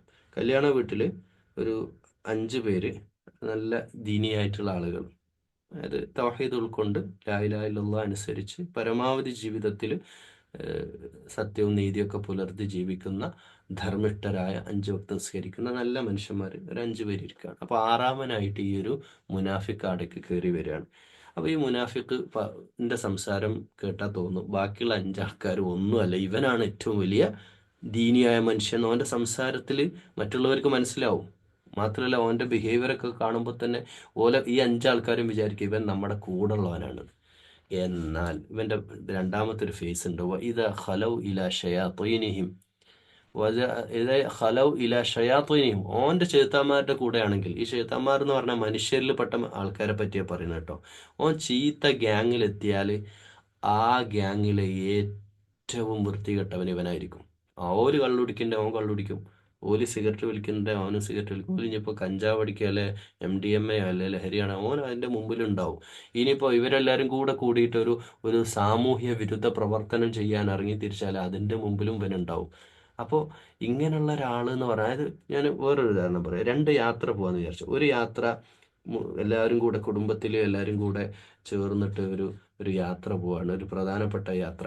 ആ യാത്രയിൽ പിന്നെ ഈ മുനാഫിക്ക് ഉണ്ടെങ്കിൽ ഓനായിരിക്കും ഇഖാമത്ത് കൊടുക്കുക, അല്ലെ ഓനായിരിക്കും എല്ലാവരും വരി പള്ളിയിൽ പോവാ കയറുക നിസ്കരിക്കുക എന്നൊക്കെ പറയുന്നത് ഇവനായിരിക്കും മുമ്പിലുണ്ടാവുക. എല്ലാ കാര്യത്തിനും മുമ്പിൽ ഓനുണ്ടാവും. ഇത് പറയുമ്പോൾ നമ്മൾ ആരെയും ഗസ് ചെയ്യേണ്ട, നമ്മൾ നമ്മളെ സ്വഭാവത്തെ പറ്റി ആത്മവിചാരണ നടത്തണം എന്നാണ് പറയാനുള്ളത്. എന്നിട്ട് ഇതൊക്കെ ചെയ്തിട്ട് ഇതേ മനുഷ്യൻ, അതായത് ഞാൻ അല്ലെങ്കിൽ നമ്മൾ വേറൊരു ഗ്യാങ്ങിന്റെ കൂടെ ടൂർ പോവാണ്. നമ്മുടെ ഒരു ക്ലാസ്മേറ്റ്സ്, നമ്മുടെ ബാച്ചിന്റെ SSLC ബാച്ചിന്റെ അല്ലെങ്കിൽ +2 ബാച്ചിന്റെ അല്ലെങ്കിൽ കോളേജ് ലൈഫിലുള്ള ബാച്ചിന്റെ ഒരു ഒരുമിച്ച് ചേരലാണ്. അവിടെ എന്തൊക്കെയാണോ തോന്നിവാസങ്ങളുള്ള അതിലൊക്കെ മുന്നിൽ നിൽക്കാൻ ഇവനുണ്ടാവും. അപ്പൊ അവന്റെ എല്ലാ ആദർശവും അവൻ അങ്ങോട്ട് മാറ്റി വെക്കുന്നുള്ളതാണ്. ഇപ്പം കാര്യങ്ങൾ മനസ്സിലായി എന്ന് വിചാരിക്കുന്നു. ഇതാണ് ഒരു മുനാഫിഖിന്റെ ശരിയായ സ്വഭാവം. അവൻ പറയും ഇന്നമാ നഹ്നു മുസ്തഹ്സിഊൻ. അപ്പം വൈദ ഖലൗ ഇലാ ഷയാത്തീനിഹിം, ഷെയ്ത്താന്മാരെ കൂടെ കൂടിയാൽ നിങ്ങളെ കൂടെ എന്നും പറയും. അവിടെ ആ ഒരു ടീമിന്റെ കൂടെ അങ്ങോട്ട് ലയിച്ചു ചേരും. ഭയങ്കര മതേതരവാദി എന്നൊക്കെ പറഞ്ഞ ശരിയാ, ഭയങ്കര സെക്കുലറാണ് ഇവന്. അവിടെയാണ് ദീനിയായ ടീമിന്റെ കൂടെ എത്തുമ്പോൾ ഭയങ്കര ദീനിയായി, ഇപ്പുറത്ത് ഈ മോശം ടീമിന്റെ കൂടെ എത്തുമ്പോൾ അവിടുത്തെ എല്ലാ മോശത്തരത്തിലും കൂടും. ഇങ്ങനെയുള്ള ഒരു സ്വഭാവം മുനാഫിഖിനുണ്ട് എന്നുള്ളതാണ് പറയുന്നത്. അള്ളാഹു യസ്തഹ്സിഉ ബിഹിം വയമുദ്ദുഹും ഫീ തുഗ്യാനിഹിം യഅമഹൂൻ. അള്ളാഹു എന്ത് ചെയ്യുന്നറിയോ? ഇവനട് വിട്ടേക്കും, ഇവനട് കയറൂരി വിടും. ഓനാട് അങ്ങനെ ആയിക്കോട്ടെ, ഓൻ പിന്നെ ഓൻ്റെ ചിന്തയായിട്ട് ഓനട് ജീവിച്ചോട്ടെ, അങ്ങനെ ഓനട് ഫ്രീ ആക്കി വിടും. ഓനക്ക് ഹിദായത്തില്ല. ഹിദായത്ത് കിട്ടുന്ന വിഭാഗം മുത്തഖിയാണ്. അത് 1-ാമത്തെ പേജിൽ നമ്മൾ ഡിസ്കസ് ചെയ്തു. ഹിദായത്ത് കിട്ടാത്ത 2 വിഭാഗത്തെ പറ്റിയാണ് വിശുദ്ധ ഖുർആനിലെ സൂറത്തുൽ ബഖറയിലെ 2-ാമത്തെ പേജിൽ 6 മുതൽ 16 വരെ കൈകാര്യം ചെയ്യുന്നത്. അതിലൊന്ന് കാഫിറാണ്, കുഫ്രിയത്താണ്.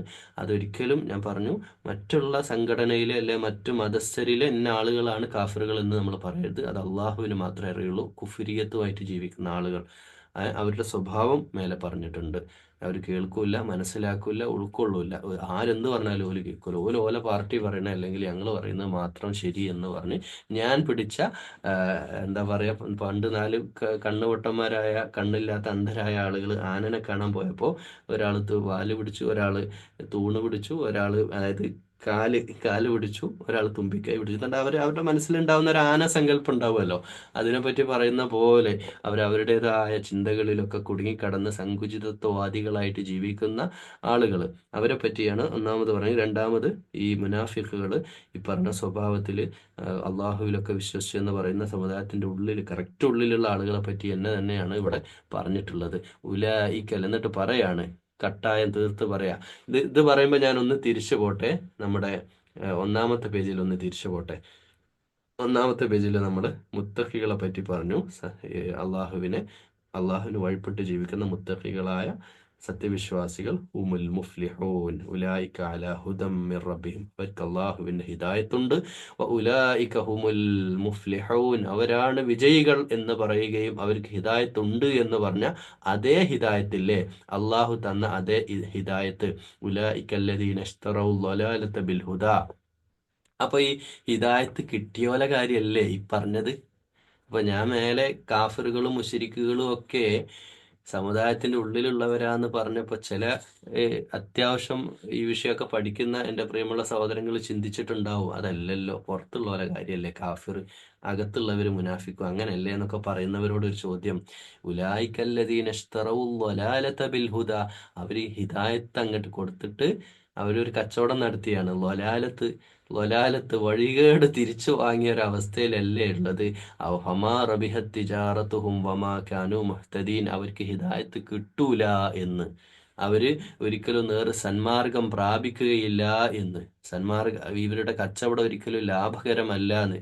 കച്ചവടം എന്ന് പറഞ്ഞാൽ ഒരു ബിസിനസ് ലാഭം ഉണ്ടാവണമെങ്കിൽ ലാഭകരമായ കർമ്മങ്ങൾ ചെയ്യണ്ടേ, അതിനുള്ള പ്ലാനിങ്ങും കാര്യമൊക്കെ ചെയ്യണ്ടേ. അതൊന്നും ചെയ്യാതെ ഇങ്ങനെ ഈ ഒരു ബിസിനസ് ഒരിക്കലും ലാഭമല്ല ഉള്ളത്. എന്താ ഏത് ബിസിനസ്? ഉലായിക്കല്ലദീന ഇശ്തറൗ ളലാലത, അവരെന്ത് ചെയ്യാണ്? തെറ്റിനെ, തിന്മയെ, മോശത്തിനെ തിരിച്ചു വാങ്ങുകയാണ്. അതായത് നമ്മളിപ്പോ ഒരു ഒരു ഒരു പിന്നെ ഏറ്റവും നല്ല ക്വാളിറ്റി ഉള്ള ഒരു ബ്രാൻഡഡ് സാധനം ഒരാൾക്ക് കൊടുത്ത് ഒരു വളരെ മോശമുള്ള ഒരിക്കലും ഉപയോഗിക്കാൻ പറ്റുന്ന സാധനം തിരിച്ചു വാങ്ങും എന്ന പോലെയാണ്.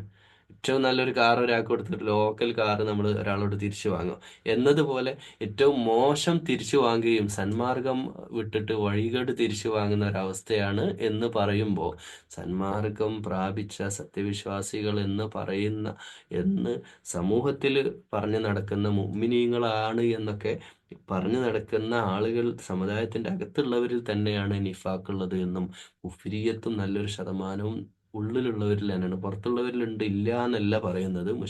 മുശ്രിക്കുകളായ ഒരുപക്ഷെ തൗഹീദിനും ഇസ്ലാമിനെ പറ്റിയൊക്കെ മനസ്സിലാക്കാനും പഠിക്കാനൊക്കെ അവസരം ഉണ്ടായിട്ടും സത്യം ബോധ്യപ്പെട്ടിട്ടും ഇസ്ലാം പ്രാപിക്കാൻ അവർക്ക്, അത് അള്ളയാണ് ഹിദായത്ത് കൊടുക്കുന്നത്. അവർക്ക് ചിലപ്പം വേറെ പല സമ്മർദ്ദങ്ങളുള്ളത് കൊണ്ടാവാം, രാഷ്ട്രീയ സാമൂഹിക പ്രശ്നങ്ങളൊക്കെ, പ്രത്യേകിച്ച് ഇന്ത്യയിലൊക്കെ ഒരു മുസ്ലിം ആവുക എന്ന് പറയുമ്പോൾ ഉണ്ടാവുന്ന പ്രയാസങ്ങളൊക്കെ കാരണമാവാം. അങ്ങനെയൊക്കെ ചിന്തിച്ച് അവർ വരാതിരിക്കുന്നവരുണ്ടാവാം. പക്ഷെ എന്നിരുന്നാലും അള്ളാഹുവിൻ്റെ ദീന് മനസ്സിലാക്കുകയും ഇത് ഉൾക്കൊള്ളുകയും ചെയ്യുന്ന ഒരാളെ സംബന്ധിച്ചിടത്തോളം അയാളുടെ മനസ്സിൽ കാപട്യം ഉണ്ടാകാൻ പാടില്ല. അയാൾ മുനാഫിക്കാകരുത്. കുഫ്രിയത്ത്, കാഫിർ, സത്യനിഷേധാത്മക സ്വഭാവം, ഈ നിഷേധാത്മക സ്വഭാവം ഉണ്ടാവുന്നത് കൽബ്, ഇവിടെ പറഞ്ഞു കൽബ്, സമഅ, അബ്സാർ, അവര് കണ്ടും കേട്ടും മനസ്സിലാക്കി ചിന്തിച്ച് ഹിദായത്തിലേക്ക് വരണം. അത് ഈ കാഫിറുകൾക്ക് സാധ്യമല്ല, അവരത് ചെയ്യൂല. ഇനി കണ്ടും മനസ്സിലാക്കിയും ചിന്തിച്ചും ഇസ്ലാമിന്റെ ഉള്ളിലെത്തി ആമന്ന ബില്ലാഹി വബിൽ യൗമിൽ ആഖിർ എന്ന് പറഞ്ഞ് മുഅ്മിനായി പള്ളി കമ്മിറ്റിയിലും മദ്രസ കമ്മിറ്റിയിലും നാട്ടിലെ എല്ലാ സംവിധാനങ്ങളിലൊക്കെ കയറിപ്പറ്റി എന്നിട്ട് ഫസാദ് ഉണ്ടാക്കുന്ന മുനാഫിക്കുകളായ ആളുകൾ അവരുടെ രണ്ടാം മുഖത്തെ തുറന്നു കാട്ടി കൃത്യമായി വരച്ചിടുന്ന രണ്ടാമത്തെ പേജ്. അള്ളാഹു സുബ്ഹാനഹു വ തആല ഈ തരത്തിലുള്ള നിഫാഖിന്റെ എല്ലാ കാപട്യങ്ങളിൽ നിന്നും അള്ളാഹുവെ ഞങ്ങളെ കാക്കണേ അല്ലാ. അള്ളാഹുവെ കാഫറുകൾ, സത്യനിഷേധികൾ ആ അവസ്ഥയിലും ഒരു ഒരു ഒരു തരി പോലും നിഷേധാത്മക സ്വഭാവമില്ലാതെ തൗഹീദ് ഉൾക്കൊള്ളുകൊണ്ട് വിശ്വാസിയായിട്ട് ജീവിതത്തിൽ എന്തൊക്കെ പ്രതിസന്ധികളും പ്രതിബന്ധങ്ങളും ഉണ്ടായാലും അള്ളാഹിന്റെ ദീനനുസരിച്ച് ജീവിക്കാൻ അള്ളാഹുവിനെ തൗഫീഖ് ചെയ്യണേ അല്ലാ. اللهم ربنا تقبل منا يا رب العالمين. آمين آمين برحمتك يا أرحم الراحمين.